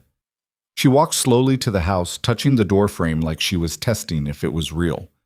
Inside, she stopped. On the wall hung a pair of small boots, child-sized, old but carefully preserved. I remember these, Lila said softly. I remember wearing these. Elias's voice was rough. I kept them. I kept everything of yours. She turned to him, tears in her eyes. You never gave up on me. Never. Not for a single day. She hugged him tight. Sarah approached Marin outside. You did it. You brought her home. We all did it. No. You pushed when everyone else wanted to give up. You asked the questions no one else thought to ask. Sarah smiled. You're something special, Marin Thorne. I'm just stubborn. Best kind of special there is. That night they had a celebration. Nothing fancy, just food and neighbors and the quiet joy of impossible things becoming real. Lila was shy around so many strangers, but she stayed close to Elias, and he kept his hand on her shoulder like an anchor. As the sun set, Marin found them sitting together on the porch, Elias pointing out constellations. That one's Orion, he said. See the 3 stars in a row? I remember, Lila said. You showed me before, when I was little. You remember that? I'm starting to remember lots of things. She looked up at him. Did Mama really die? His face went sad. She did. When you were 3, a fever took her. Do you miss her? Every day. Is it okay that you married Marin? Elias looked over at Marin, his eyes full of love and gratitude. It's more than okay, he said. Your mama would have liked Marin. They're both stubborn and brave and too good for me. Lila giggled. Marin joined them on the porch, and Lila made space between her and Elias. They sat together, the 3 of them, watching the stars come out over the desert. This is nice, Lila said quietly. Yeah, Elias agreed. It is. Later, after Lila had fallen asleep in the bed they'd prepared for her, Elias and Marin stood outside in the cooling night. I keep thinking I'm going to wake up, he said, that this is all a dream. It's real. How did you know? How did you know she was alive when everyone else thought Ibuka? I didn't know. I just couldn't let it go. Marin leaned against him. You deserved to know the truth, whatever it was. If you'd been wrong, but I wasn't. He held her close.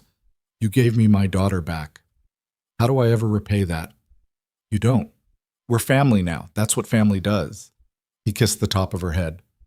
Inside the house, Lila stirred in her sleep, but didn't wake. The ranch that had been built on grief and loss was finally, truly, becoming a home again. And this time, Marin thought, it would stay that way.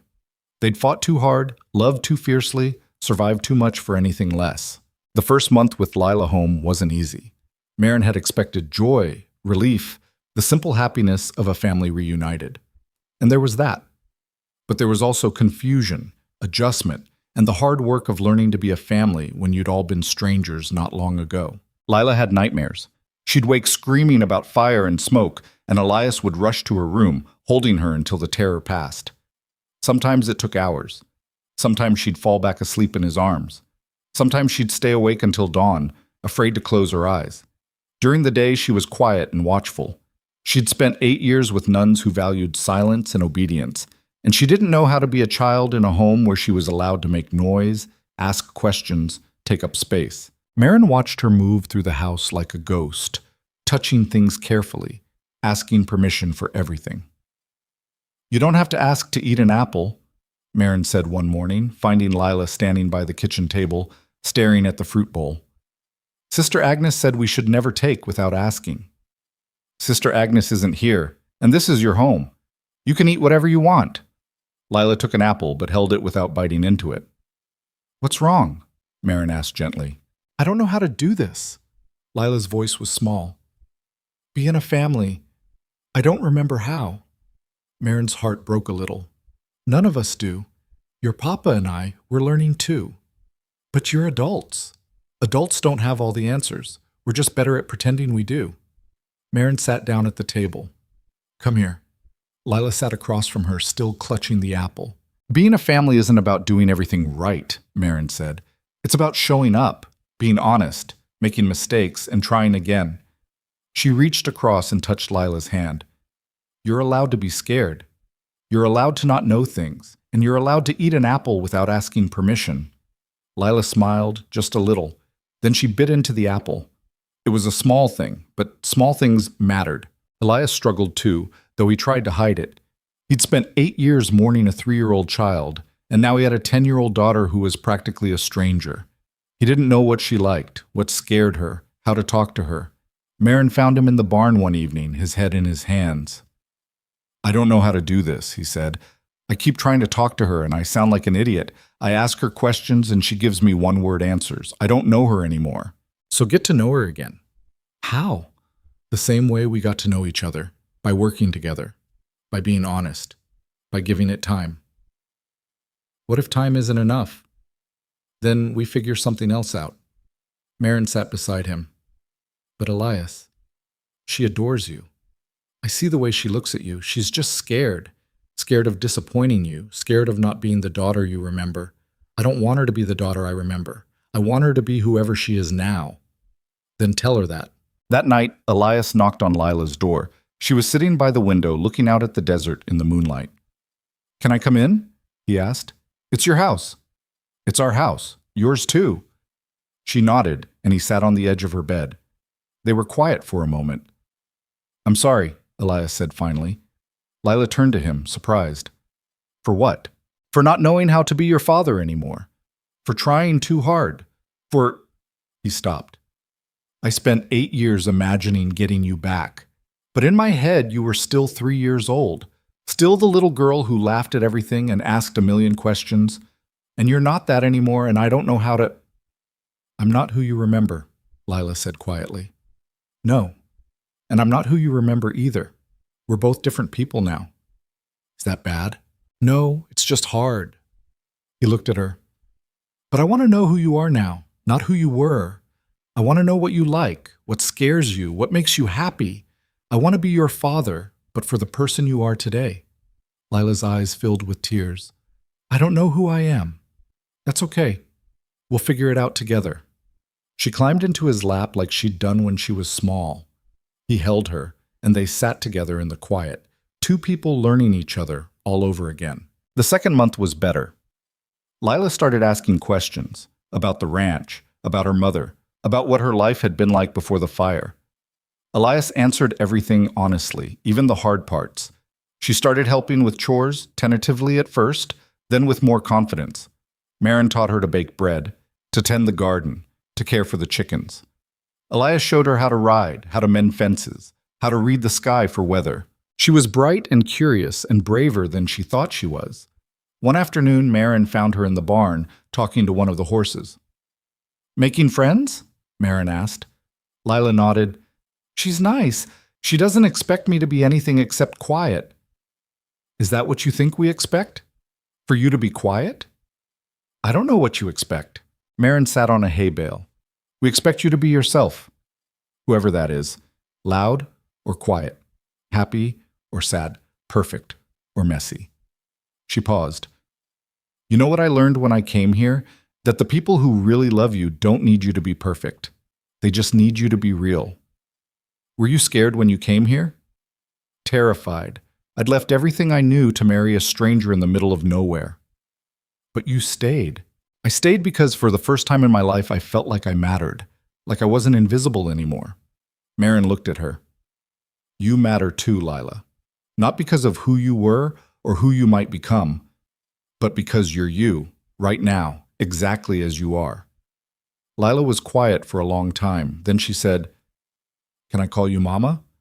Or is that wrong because you're not my real mama? Marin's throat tightened. You can call me whatever feels right to you. I think Mama feels right. Then Mama it is. Lila hugged her, fierce and sudden, and Marin held on tight. The third month brought news from Santa Fe. Marshal Webb sent a telegram informing them that Judge Mercer had been convicted on 17 counts, including conspiracy, fraud, extortion, and kidnapping. He'd been sentenced to 20 years in federal prison. The hired man who'd taken Lila to California, a deputy named Carson who'd worked for Mercer, had testified against him in exchange for a reduced sentence. He'd admitted to setting the fire, grabbing Lila during the chaos, and taking her to the mission with instructions to say her parents were dead. Mercer had planned to wait a few years, then claim the ranch legally after Elias gave up and left. The copper beneath the land would have made him rich. Instead, he'd spend the next 2 decades in a cell. Elias read the telegram twice, then set it down. "It's over," he said. "Yeah," Marin agreed. "It is. I keep waiting to feel something. Relief, maybe, or satisfaction." He looked at her. "But I just feel tired." "That's normal. You've been fighting for so long." "We've been fighting." "Yes, we have." He pulled her close. "I couldn't have done any of this without you." "You could have, but I'm glad you didn't have to." That evening, they told Lila about the verdict. She listened carefully, processing. "So the man who took me is in jail?" she asked. "Yes," Elias said. "Good." Her voice was fierce. "He deserved it." "He did. Will he ever get out?" "Not for a very long time. And when he does, he'll be an old man with nothing." Lila nodded, satisfied. Then she asked the question Marin had been dreading. "Do you ever think about what would have happened if he hadn't taken me? If I died in the fire like he planned?" Elias went very still. "Sometimes." "Do you wish things were different?" "Every day. But not because I got you back. I just wish you hadn't had to suffer. Wish I'd protected you better. It wasn't your fault." "I know, but it still feels like it was." Lila climbed into his lap. She was getting too big for it, all knees and elbows, but she did it anyway. "I'm glad I'm here now," she said, "even if it took a long time to get here." "Me too, sweetheart, me too." By the 4th month, life had found a rhythm. Mornings started early. Elias and Marin worked the ranch while Lila did lessons, reading, writing, arithmetic. Marin taught her in the afternoons, using books they'd ordered from Tucson. Lila was sharp. She picked up reading quickly, devoured every book they gave her, asked questions that made Marin think hard about the answers. In the evenings, they ate together, talked about their days, made plans for the ranch. Elias wanted to expand the herd. Marin wanted to plant more crops, maybe start a small orchard. Lila wanted chickens, more chickens than any ranch reasonably needed. They compromised. A few more cattle, a larger garden, and exactly 6 more chickens. The ranch was thriving. The rains had been good that year. The fences were solid. The land, which had looked so harsh and unforgiving when Marin first arrived, had revealed itself to be resilient. Hard, yes. Unforgiving, sometimes. But capable of growing things if you were patient and stubborn enough. Kind of like the people who lived on it. Sarah Cortez visited often, bringing news from the neighboring ranches and the occasional bottle of whiskey for the adults. She'd become more than a neighbor. She was family. "You've done well," she told Marin one afternoon, watching Lila chase chickens around the yard. "Built something real here." "We got lucky." "Luck had nothing to do with it. You fought. You didn't give up when anyone else would have." Sarah smiled. "You changed this whole valley. You know that? People aren't as scared anymore. They're standing up to the men who've been pushing them around. You showed them it was possible. We all did it together. You started it. Don't sell yourself short." Myron watched Lila finally catch a chicken, triumphant and laughing. Elias came out of the barn and scooped her up, chicken and all, spinning her around while she shrieked with joy. "I never thought I'd have this," Marin said quietly. "A family, a home, a place where I mattered. You always mattered. You just needed people smart enough to see it." "Maybe," Marin smiled. "Or maybe I needed to see it myself first." That night, as Marin tucked Lila into bed, the girl asked a question that caught her off guard. "Were you lonely before you came here?" Marin considered lying, making it easier, but Lila deserved honesty. "Very lonely," she said. "I had a family, but they didn't really see me. I worked hard, tried to be useful, but I was invisible most of the time." "That sounds sad." "It was. But it taught me something important. What? That being seen isn't about being perfect or beautiful or exactly what people expect. It's about finding people who value you for who you actually are. Marin brushed hair from Lila's forehead. Your papa saw me, really saw me, and that changed everything. Do you see me? Lila asked quietly. Every day. And I love what I see. Lila smiled, her eyes already closing. I love you too, Mama. Marin's heart swelled. She kissed Lila's forehead and left the lamp burning low, the way Lila liked it.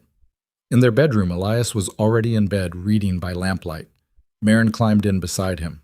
She called me Mama again, Marin said. She loves you. I love her too. So much it scares me sometimes. I know the feeling. He set down his book. I never thought I'd have this again. A family. A reason to wake up that wasn't just survival. You have more than that now. We have more than that now. He pulled her close. You, me, Lila, this ranch. All of it. Think we can keep it? I know we can. He kissed her softly. We've survived everything else. We can survive happiness too. She laughed. When you put it that way. They fell asleep tangled together, and for the first time in as long as Marin could remember, she had no nightmares. The 5th month brought visitors. Caroline arrived on a Tuesday afternoon, stepping out of a hired wagon and looking around at the ranch like she'd landed on the moon. Marin was in the garden when she saw her sister. For a moment she considered going inside and pretending she hadn't noticed. But that was the old Marin, the invisible one. She stood and brushed dirt from her hands. Caroline, she said. Her sister turned and Marin saw she'd been crying. Marin? Caroline's voice shook. I'm sorry, I'm so sorry for just showing up, but I had to see you. I had to tell you. Tell me what? That I was wrong about everything. The words came out in a rush. After you left, I married Garrett, and it was fine at first, but then I realized I didn't love him. I just married him because everyone expected me to, because that's what pretty girls were supposed to do. Marry well and be grateful. Marin waited. And I was so cruel to you, Caroline continued. I watched people mock you, and I never said anything. I let Papa use you, and I told myself it wasn't my problem. I was jealous of you. Jealous of me? You were strong, brave, you left. You built a whole life somewhere new while I stayed in that miserable town, pretending to be happy. Caroline wiped her eyes. I left Garrett 2 months ago. I'm living with a friend in Tucson now, trying to figure out what comes next. And I wanted to find you, to apologize, to see if maybe... She stopped. I don't know. See if we could be sisters again. Marin looked at her, saw genuine remorse, genuine pain. The old hurt was still there, probably always would be. But so was something else. Understanding, maybe, or forgiveness. Come inside, Marin said. I'll make coffee. They talked for hours. Caroline met Elias and Lila, admired the ranch, apologized a dozen more times. She asked about Marin's life, really asked, really listened. You're different, Caroline said as the sun started setting. Happier. I am. I'm glad. You deserved happiness. So do you. I don't know how to find it. Marin thought about that. Start by figuring out who you are when no one's watching, when there's no one to impress or please. That's who you should be. Caroline smiled sadly. When did you get so wise? I'm not wise. I just learned the hard way. Before Caroline left, she hugged Marin tight. Thank you, she whispered, for not slamming the door in my face. We're family. That means something. Even after everything? Especially after everything. After Caroline left, Elias found Marin on the porch. You okay? He asked. I think so. It was good to see her. Hard, but good. She seemed genuine. She was. People change. I changed. Marin leaned against him. I want to believe she can too. Then believe it. They watched the sunset paint the desert in colors that still took Marin's breath away. The 6th month brought a letter from the territorial governor.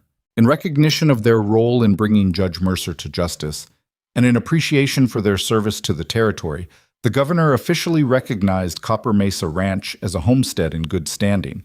Additionally, he'd established new protections for homesteaders against corrupt land claims. It was everything they'd fought for, made official. That night, they celebrated. Sarah came. The Reeves family came. A dozen others who'd helped them fight Mercer. They ate, drank, told stories. Lila played with the Reeves children, laughing and running in the twilight. As Marin watched everyone together, she felt something settle in her chest. Contentment, maybe. Or peace. Elias found her standing apart from the crowd. "What are you thinking about?" he asked. "About how far we've come. All of us." "Yeah, it's something, isn't it? It's everything." He took her hand.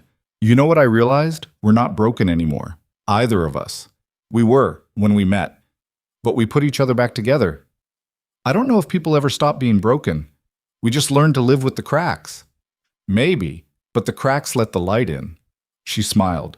"When did you get so philosophical?" "I married a woman who taught me to hope. Tends to make a man think." He kissed her as the desert stars came out, one by one, filling the sky with light. By the end of the first year, Copper Mesa Ranch looked nothing like the struggling homestead Marin had first seen. The fences were solid. The herd had grown. The garden flourished. They'd added a room to the house for Lila, and Elias had built a proper chicken coop that made Lila squeal with delight. But the real changes weren't visible. Elias smiled more, laughed easier. The haunted look in his eyes had faded, replaced by something softer. Lila had grown 3 inches and lost her wariness. She ran through the house making noise, asked endless questions, argued when she disagreed with something. She was becoming the child she should have been all along. And Marin had finally stopped looking over her shoulder, waiting for the other shoe to drop. This was real. This life, this family, this home. It was hers, and no one could take it away. One evening, as they sat on the porch watching Lila chase fireflies, Elias turned to Marin. "I never thanked you properly," he said. "For what?" "For answering my letter, for getting on that train, for staying when you could have left a dozen times." He took her hand. "For saving me." "I didn't save you. We saved each other." "Maybe. But you started it. You were brave when I'd forgotten how to be." "I wasn't brave, I was desperate." "Same thing sometimes." She laughed. "I suppose it is." Lila ran up to them, breathless and glowing with happiness. "Did you see how many I caught?" she asked. "At least 100, Elias said solemnly. "Papa, there weren't 100. "No, could have sworn I saw 100. Lila giggled and climbed into his lap. "You're silly." "Yeah, I am." They sat together, the 3 of them, watching the desert settle into darkness. Somewhere in the distance, a coyote called. The desert answered back, the same conversation it had been having for thousands of years. But here, on this small patch of land that had almost been stolen, almost been lost, a family sat together and was simply, quietly happy. It wasn't perfect. Nothing ever was. There would be hard days ahead, droughts and storms, and the 1,000 small struggles that came with frontier life. But they would face those together. And that, Marin had learned, made all the difference. Because being seen, being valued, being loved, that was what transformed a house into a home and strangers into family. She'd spent 26 years being invisible in a town that knew her name. It had taken a desperate gamble, a grueling journey, and a scarred stranger to show her she'd been visible all along. She'd just needed to find people who knew how to look. Elias squeezed her hand. Lila rested her head against his shoulder. The stars came out one after another, filling the enormous desert sky. And Marin Thorne, who had once been nobody, who had been mocked and used and overlooked, sat with her family on land that was legally, permanently, undeniably theirs, and knew that she was exactly where she belonged. Sometimes the best revenge against a world that tried to make you invisible was simply refusing to disappear. Was building a life so full and bright that no one could ignore it. Was loving so fiercely that the people who dismissed you had to reckon with what they'd missed. Marin had done all of that, and she'd do it again, every single day, for the rest of her life. Because this imperfect, hard-won, beautiful life was worth every scar, every tear, every desperate mile that had led her here. The woman nobody saw had become impossible to miss, and she had no intention of ever being invisible again. The first month with Lila home wasn't easy. Marin had expected joy, relief, the simple happiness of a family reunited, and there was that. But there was also confusion, adjustment, and the hard work of learning to be a family when you'd all been strangers not long ago. Lila had nightmares. She'd wake screaming about fire and smoke, and Elias would rush to her room, holding her until the terror passed. Sometimes it took hours. Sometimes she'd fall back asleep in his arms. Sometimes she'd stay awake until dawn, afraid to close her eyes. During the day, she was quiet and watchful. She'd spent 8 years with nuns who valued silence and obedience, and she didn't know how to be a child in a home where she was allowed to make noise, ask questions, take up space. Marin watched her move through the house like a ghost, touching things carefully, asking permission for everything. "You don't have to ask to eat an apple," Marin said one morning, finding Lila standing by the kitchen table staring at the fruit bowl. Sister Agnes said we should never take without asking. "Sister Agnes isn't here, and this is your home. You can eat whatever you want." Lila took an apple but held it without biting into it. "What's wrong?" Marin asked gently. "I don't know how to do this." Lila's voice was small. "Be in a family. I don't remember how." Marin's heart broke a little. "None of us do. Your papa and I, we're learning too. But you're adults. Adults don't have all the answers. We're just better at pretending we do." Marin sat down at the table. "Come here." Lila sat across from her, still clutching the apple. "Being a family isn't about doing everything right," Marin said. "It's about showing up, being honest, making mistakes and trying again." She reached across and touched Lila's hand. "You're allowed to be scared. You're allowed to not know things. And you're allowed to eat an apple without asking permission." Lila smiled just a little. Then she bit into the apple. It was a small thing, but small things mattered. Elias struggled too, though he tried to hide it. He'd spent 8 years mourning a 3-year-old child, and now he had a 10-year-old daughter who was practically a stranger. He didn't know what she liked, what scared her, how to talk to her. Marin found him in the barn one evening, his head in his hands. "I don't know how to do this," he said. "I keep trying to talk to her, and I sound like an idiot. I ask her questions, and she gives me one-word answers. I don't know her anymore. So get to know her again." "How?" "The same way we got to know each other, by working together, by being honest, by giving it time." "What if time isn't enough? Then we figure something else out." Marin sat beside him.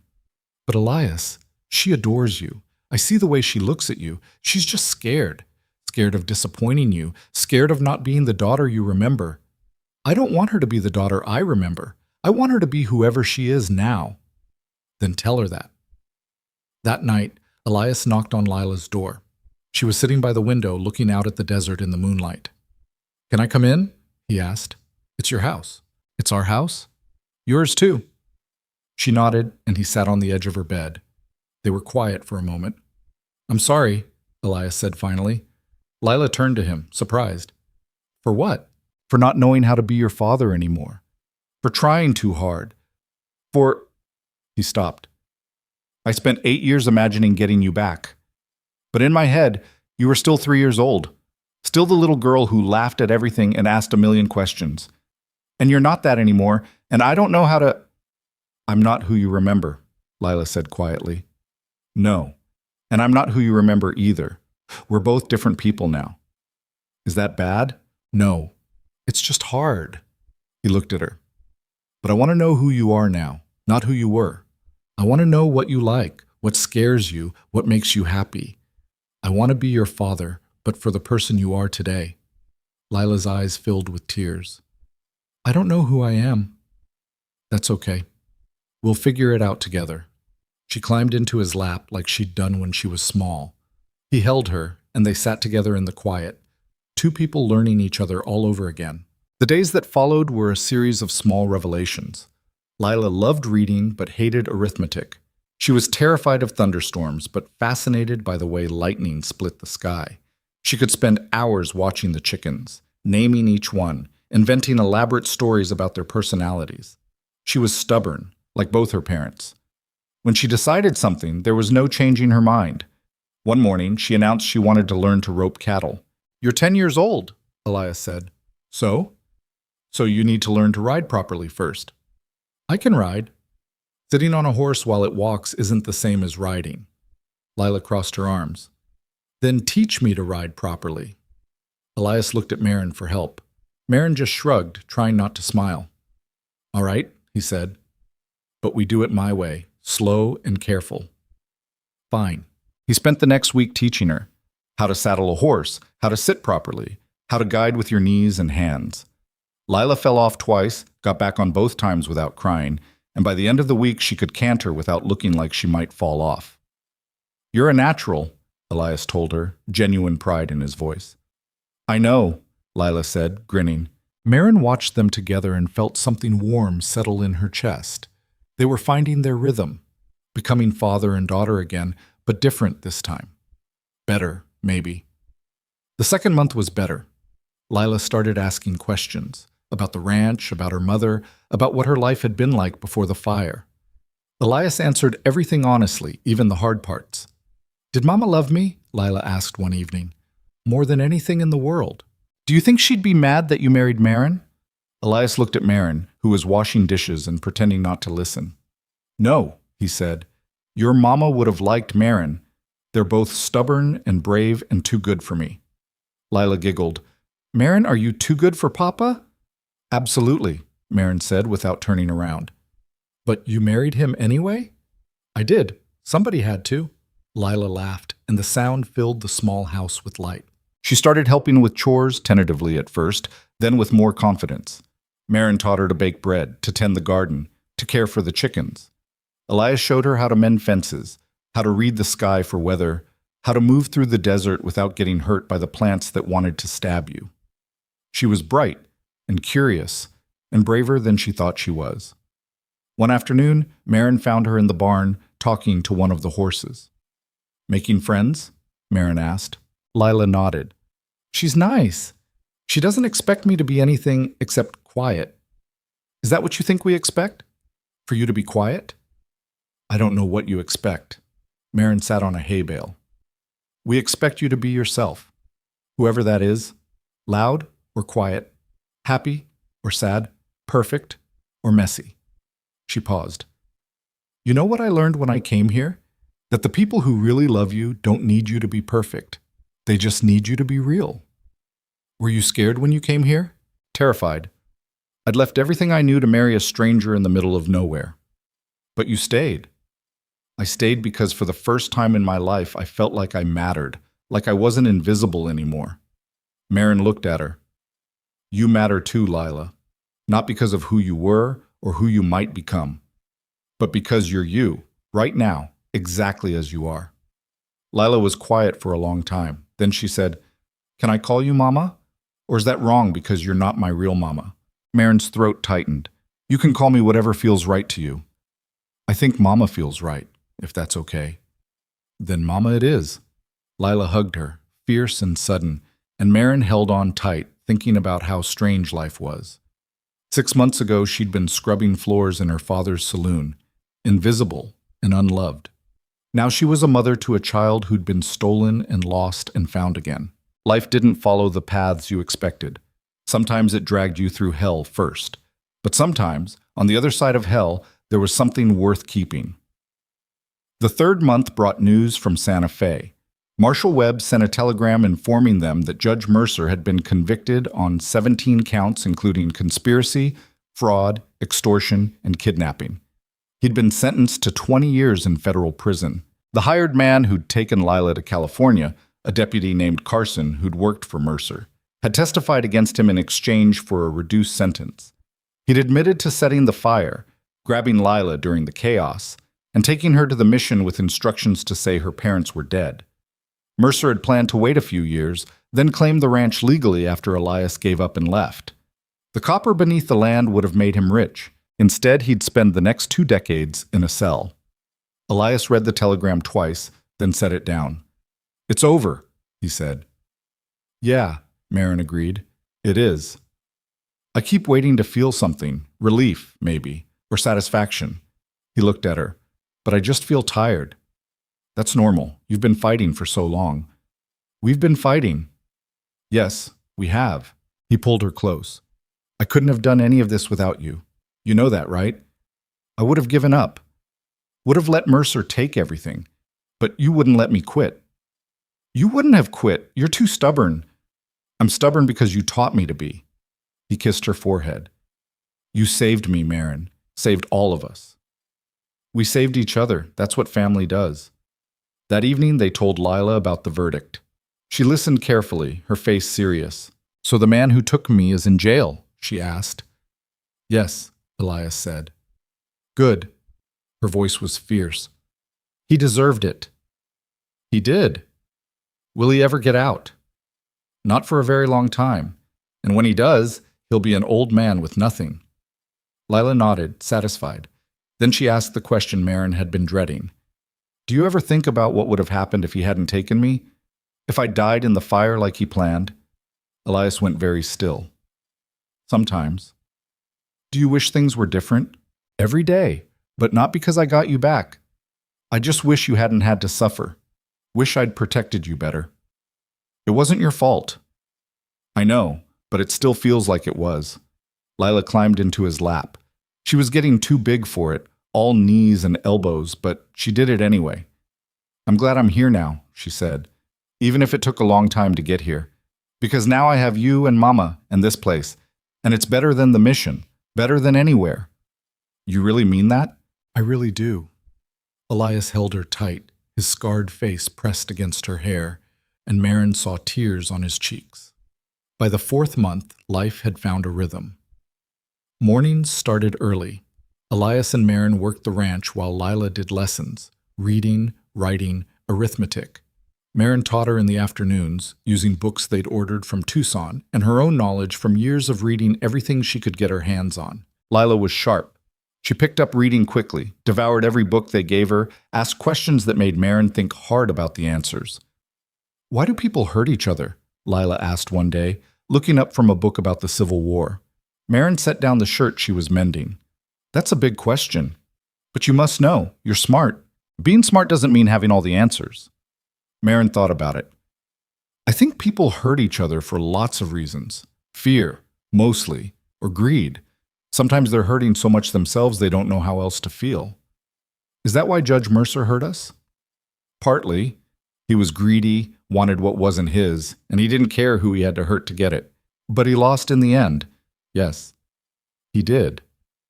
So being good wins? Marin wished she could say yes, but that would be a lie, and she'd promised Lila honesty.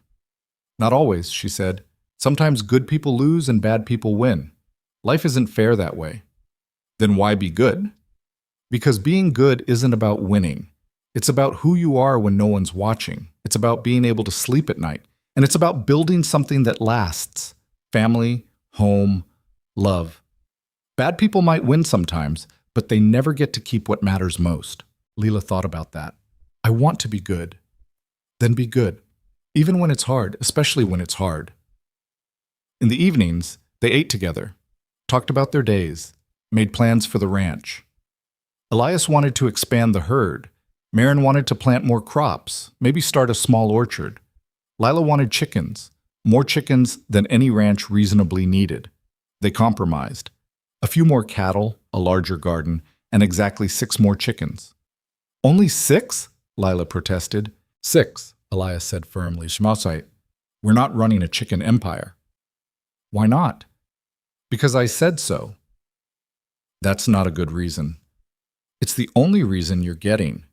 Lila huffed but accepted it. She'd learned which battles to fight and which to let go. The ranch was thriving. The rains had been good that year. The fences were solid. The land, which had looked so harsh and unforgiving when Marin first arrived, had revealed itself to be resilient. Hard, yes. Unforgiving, sometimes. But capable of growing things if you were patient and stubborn enough. Kind of like the people who lived on it. Sarah Cortez visited often, bringing news from the neighboring ranches and the occasional bottle of whiskey for the adults. She'd become more than a neighbor. She was family in the way that mattered. Chosen, earned, kept. You've done well, she told Marin one afternoon, watching Lila chase chickens around the yard. Built something real here. We got lucky. Luck had nothing to do with it. You fought. You didn't give up when anyone else would have. Sarah smiled. You changed this whole valley, you know that? People aren't as scared anymore. They're standing up to the men who've been pushing them around. You showed them it was possible. We all did it together. You started it. Don't sell yourself short. Sarah took a sip of coffee.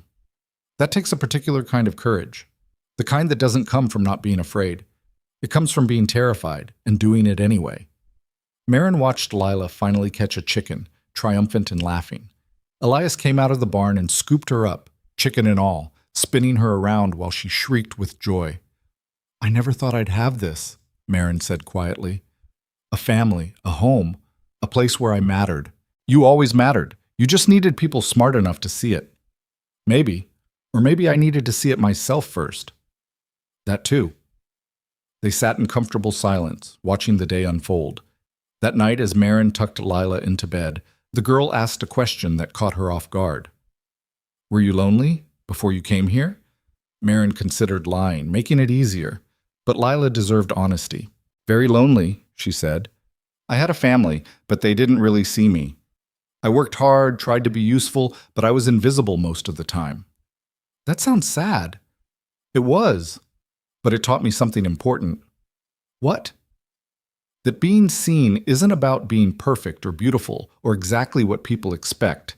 It's about finding people who value you for who you actually are. Marin brushed hair from Lila's forehead. Your papa saw me, really saw me, and that changed everything. Do you see me? Lila asked quietly. Every day. And I love what I see. Lila smiled, her eyes already closing. I love you too, Mama. The words still made Marin's heart swell. She kissed Lila's forehead and left the lamp burning low, the way Lila liked it. In their bedroom, Elias was already in bed, reading by lamplight. Marin climbed in beside him. She called me Mama again, Marin said. She loves you. I love her too. So much it scares me sometimes. I know the feeling. He set down his book. I never thought I'd have this again. A family. A reason to wake up that wasn't just survival. You have more than that now. We have more than that now. He pulled her close. You, me, Lila, this ranch, all of it. Think we can keep it? I know we can. He kissed her softly. We've survived everything else. We can survive happiness too. She laughed. When you put it that way. They fell asleep tangled together, and for the first time in as long as Marin could remember, she had no nightmares. The 5th month brought visitors. Caroline arrived on a Tuesday afternoon, stepping out of a hired wagon and looking around at the ranch like she'd landed on the moon. Marin was in the garden when she saw her sister. For a moment she considered going inside and pretending she hadn't noticed. But that was the old Marin, the invisible one who avoided confrontation. She stood and brushed dirt from her hands. Caroline, she said. Her sister turned, and Marin saw she'd been crying. Marin, Caroline's voice shook. I'm sorry. I'm so sorry for just showing up, but I had to see you. I had to tell you. Tell me what? That I was wrong. About everything. The words came out in a rush. After you left, I married Garrett, and it was fine at first, but then I realized I didn't love him. I just married him because everyone expected me to, because that's what pretty girls were supposed to do. Marry well and be grateful. Marin waited. And I was so cruel to you, Caroline continued. I watched people mock you, and I never said anything. I let Papa use you, and I told myself it wasn't my problem. I was jealous of you. Jealous of me? You were strong, brave, you left. You built a whole life somewhere new while I stayed in that miserable town, pretending to be happy. Caroline wiped her eyes. I left Garrett 2 months ago. I'm living with a friend in Tucson now, trying to figure out what comes next. And I wanted to find you, to apologize, to see if maybe... She stopped. I don't know. See if we could be sisters again. Marin looked at her, saw genuine remorse, genuine pain. The old hurt was still there. Probably always would be. But so was something else. Understanding, maybe. Or the beginning of forgiveness. Come inside, Marin said. I'll make coffee. They sat at the kitchen table, the same table where Marin had sat alone so many times in those first weeks, wondering if she'd made a terrible mistake. This place is beautiful, Caroline said, looking around. Hard, but beautiful. That's the desert. Everything here fights to survive. Including you? Especially me. Caroline smiled sadly. You always were a fighter. I just never saw it before. They talked for hours. Caroline met Elias and Lila, admired the ranch, apologized a dozen more times. She asked about Marin's life, really asked, really listened. Lila was fascinated by her aunt, this pretty woman who looked nothing like Marin but shared some of her mannerisms. "Your mama's sister?" Lila asked. "I am. But you don't look alike." "No, we don't." "That's okay. Family doesn't have to look the same." Lila spoke with the certainty of a child who'd learned this lesson the hard way. Caroline's eyes filled with tears. "No, it doesn't." As the sun started setting, Caroline stood to leave. "Thank you," she said to Marin, "for not slamming the door in my face. We're family. That means something. Even after everything?" "Especially after everything." Marin paused. "But Caroline? If you want to be in my life, you need to actually be in it. Not just show up when things are hard for you. Real family shows up for each other."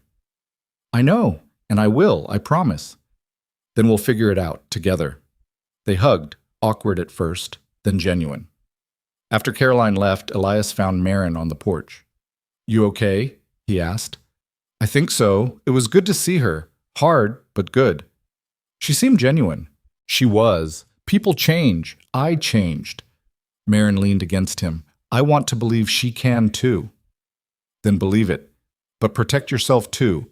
You don't owe her anything just because you share blood." "I know, but I want to try. For me, not for her." "Then try. I'll be here either way." They watched the sunset paint the desert in colors that still took Marin's breath away, even after months of seeing them every day. The 6th month brought a letter from the territorial governor. In recognition of their role in bringing Judge Mercer to justice, and in appreciation for their service to the territory, the governor officially recognized Copper Mesa Ranch as a homestead in good standing.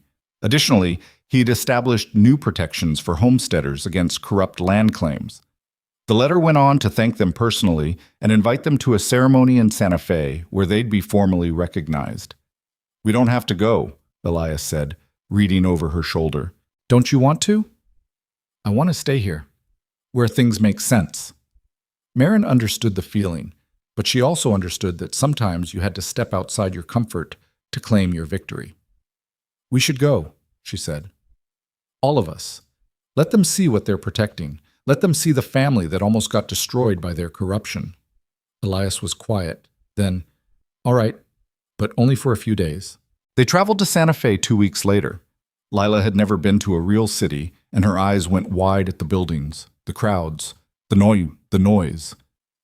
"There are so many people," she whispered, clutching Marin's hand. "Too many," Elias muttered. But the ceremony was worth it. They stood in the territorial building alongside a dozen other families who'd been affected by Mercer's crimes. The governor himself thanked them, spoke about justice and courage, and the importance of standing up to corruption. Afterward, reporters wanted to talk to them, wanted to know about the ranch, about Lila's kidnapping, about how they'd brought down a territorial judge. Marin answered their questions honestly, talked about fear and desperation, and the moment she'd decided that running wasn't an option anymore. "What would you say to other people facing similar situations?" a reporter asked. Marin thought about it. "That you're not as alone as you think. That there are always people willing to help if you're brave enough to ask. And that sometimes the only way out is through. You can't go around fear. You have to walk straight into it." The story ran in 3 different newspapers. Suddenly, people across the territory knew their names, knew what they'd done. It was uncomfortable. Marin had spent her whole life being invisible. Being seen on this scale felt wrong, exposed. But Elias reminded her why it mattered. "People need to know that it's possible to win," he said. "That the powerful don't always get to crush the powerless. You gave them that. We gave them that. You started it. I was ready to give up, remember? And I wouldn't let you. That's what partners do." They returned to Copper Mesa after 4 days in Santa Fe, and Marin had never been so happy to see the desert. "Home," Lila said, climbing down from the wagon. "Home," Marin agreed. The 7th month brought stability. The ranch ran smoothly. They'd found their rhythm. Elias handled the cattle and the heavy work.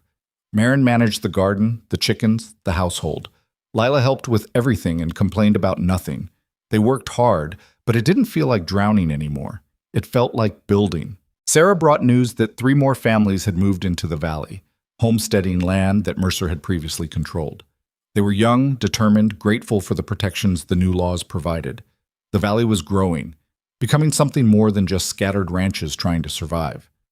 One evening, a group of neighboring families gathered at Copper Mesa for what Sarah called a territory meeting. Really, it was just an excuse to eat together and share news, but it felt like community, like belonging. Marin watched Lila play with the other children, running and laughing in the twilight, and felt something shift inside her. This was what she'd been fighting for without knowing it. Not just a ranch or a marriage or even a family, but a place where people saw each other, helped each other, built something together that was bigger than any individual piece. Later that night, after everyone had left and Lila was asleep, Marin and Elias sat on the porch. "I've been thinking," Elias said. "About what?" "About expanding. Not the ranch exactly, but maybe building something more. A school eventually, a real community center where families can gather." That's ambitious. So was standing up to Mercer. So was going to California to find Lila. So was everything you've done since you got here. He looked at her. "You taught me to think bigger than just survival, to actually build something that lasts. We'd need help, money, time. We have all of that now, or we can get it." Marin thought about it. A school where Lila and other children could learn. A place where the community could gather, celebrate, support each other. "All right," she said. "Let's do it." "Really? Really? But we do it slow. Build it right." He kissed her. "Have I mentioned lately that I love you?" "Not in the last hour. I love you, desperately, completely, in ways that terrify me."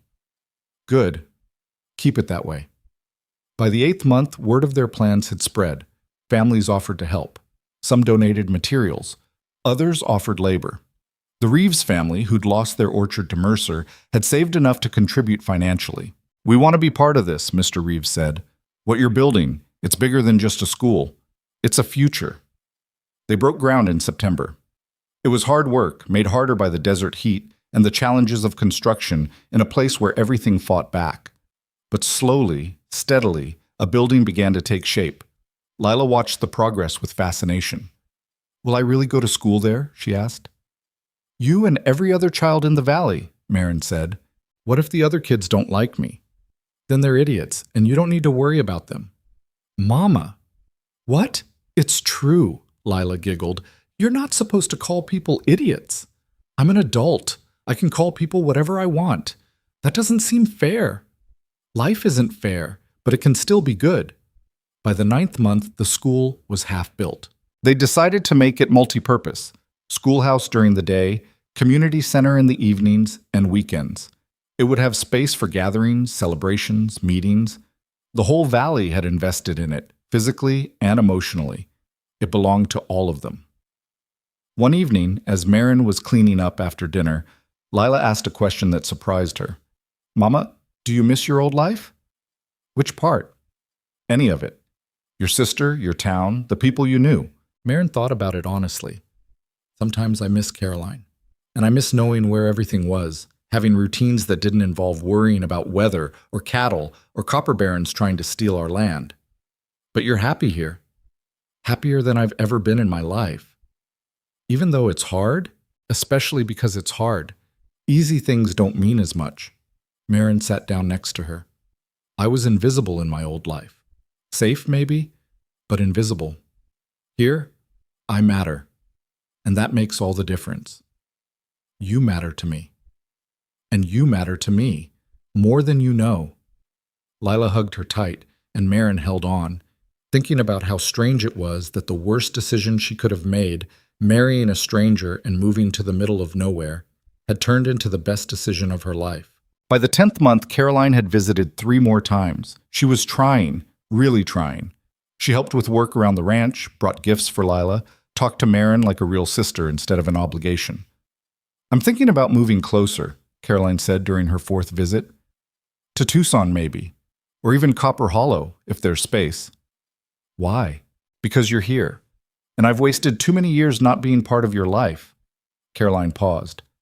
"I know I don't deserve another chance, but if you're willing to give me one..."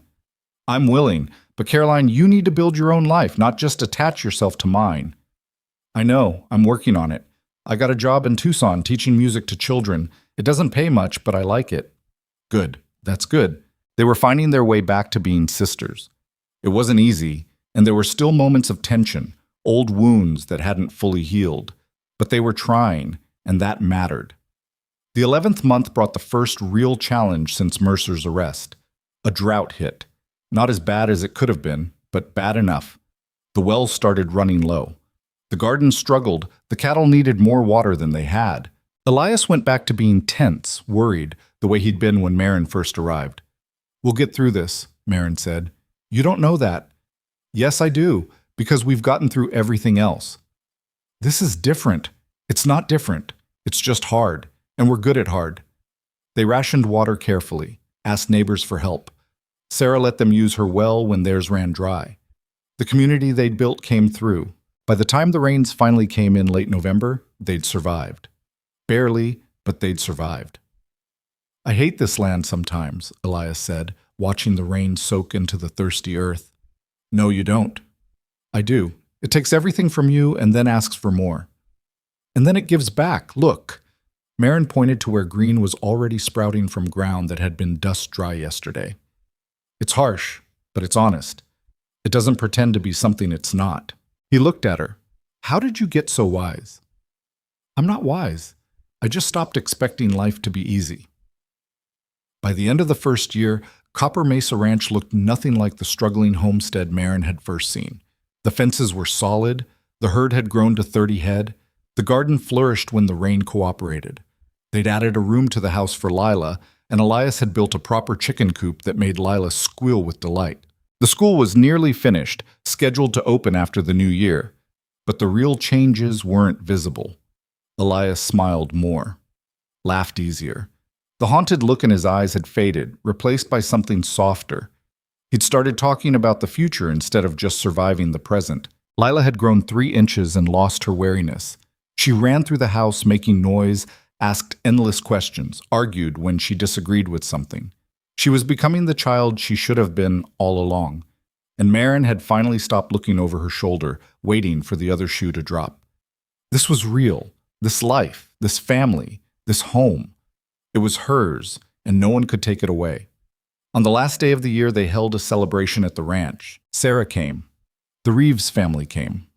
Caroline came from Tucson. A dozen other families from the valley. Even Marshall Webb made an appearance, passing through on his way to investigate another case.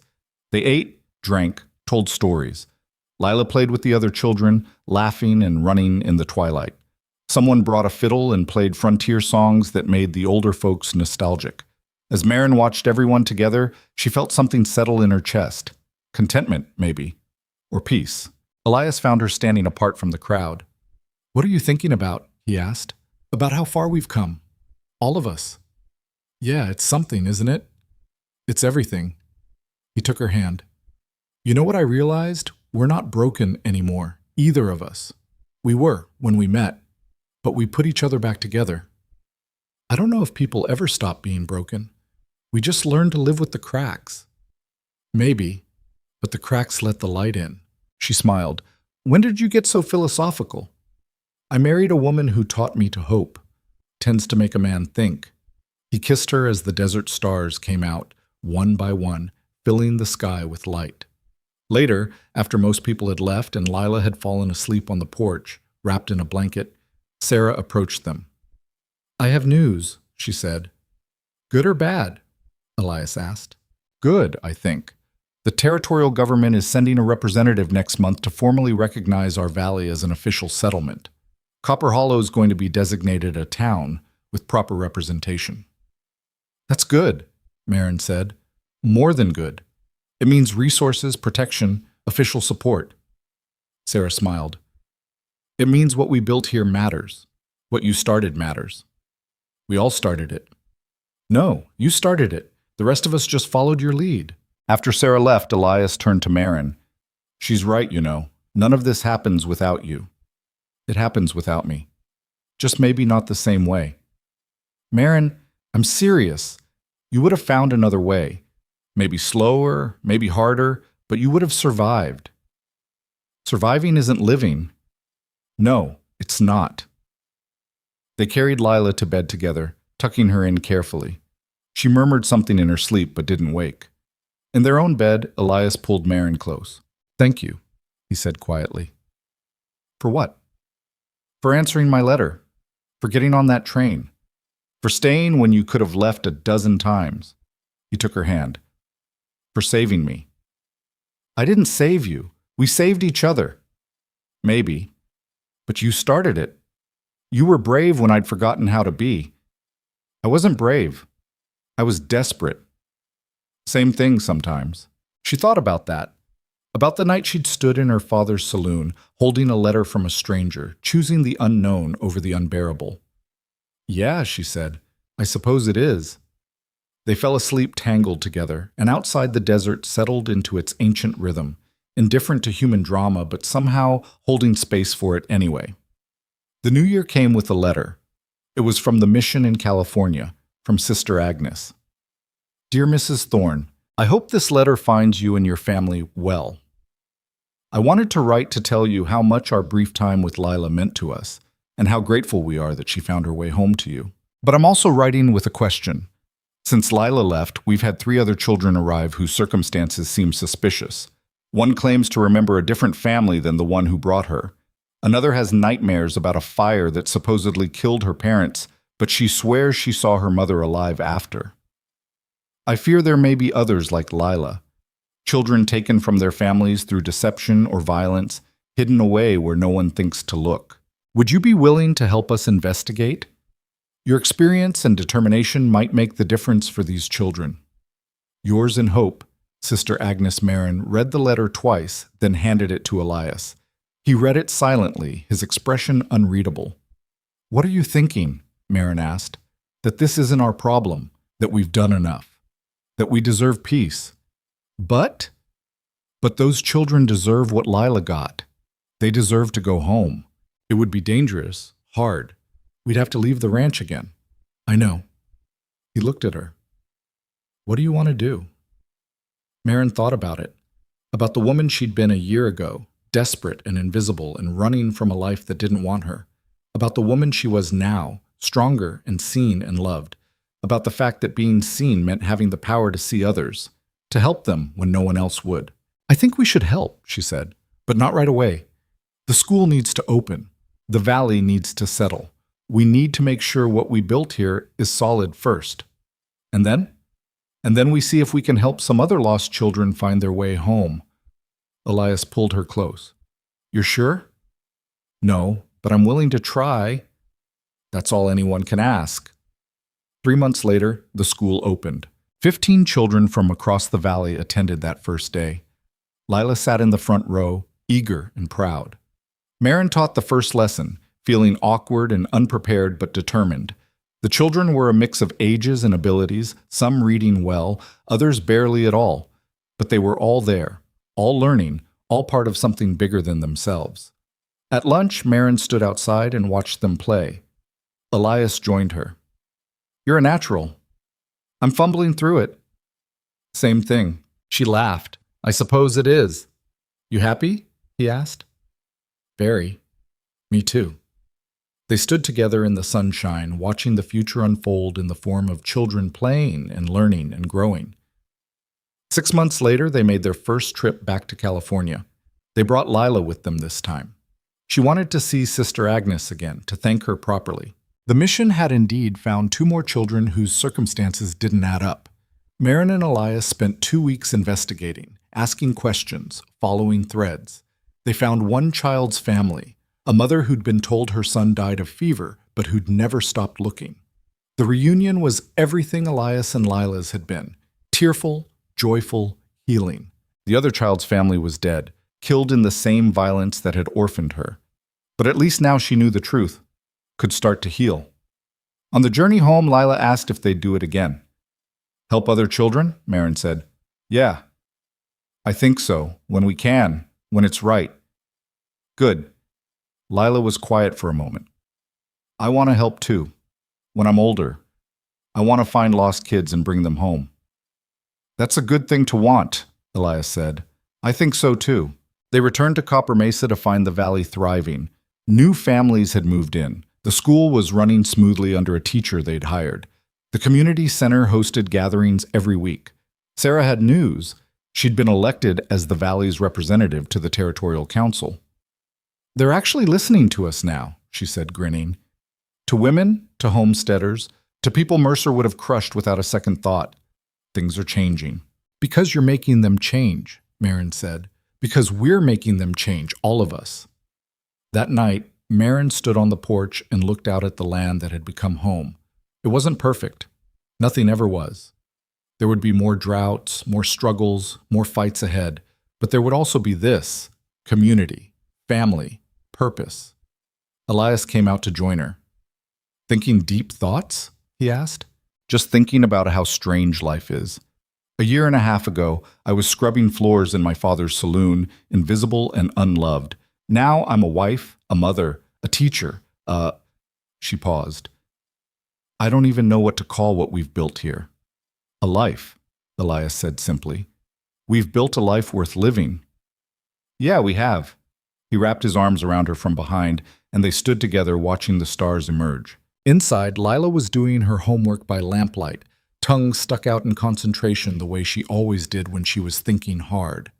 The chickens were settled in their coop. The cattle were in their pasture. The land stretched out around them, harsh and beautiful and theirs. And Marin Thorne, who had once been nobody, who had been mocked and used and overlooked, stood with her husband and looked at everything they'd built together and knew that she was exactly where she belonged. Sometimes the best revenge against a world that tried to make you invisible was simply refusing to disappear, was building a life so full and bright that no one could ignore it, was loving so fiercely that the people who dismissed you had to reckon with what they'd missed. Marin had done all of that, and she'd keep doing it every single day for the rest of her life. Because this imperfect, hard-won, beautiful life was worth every scar, every tear, every desperate mile that had led her here.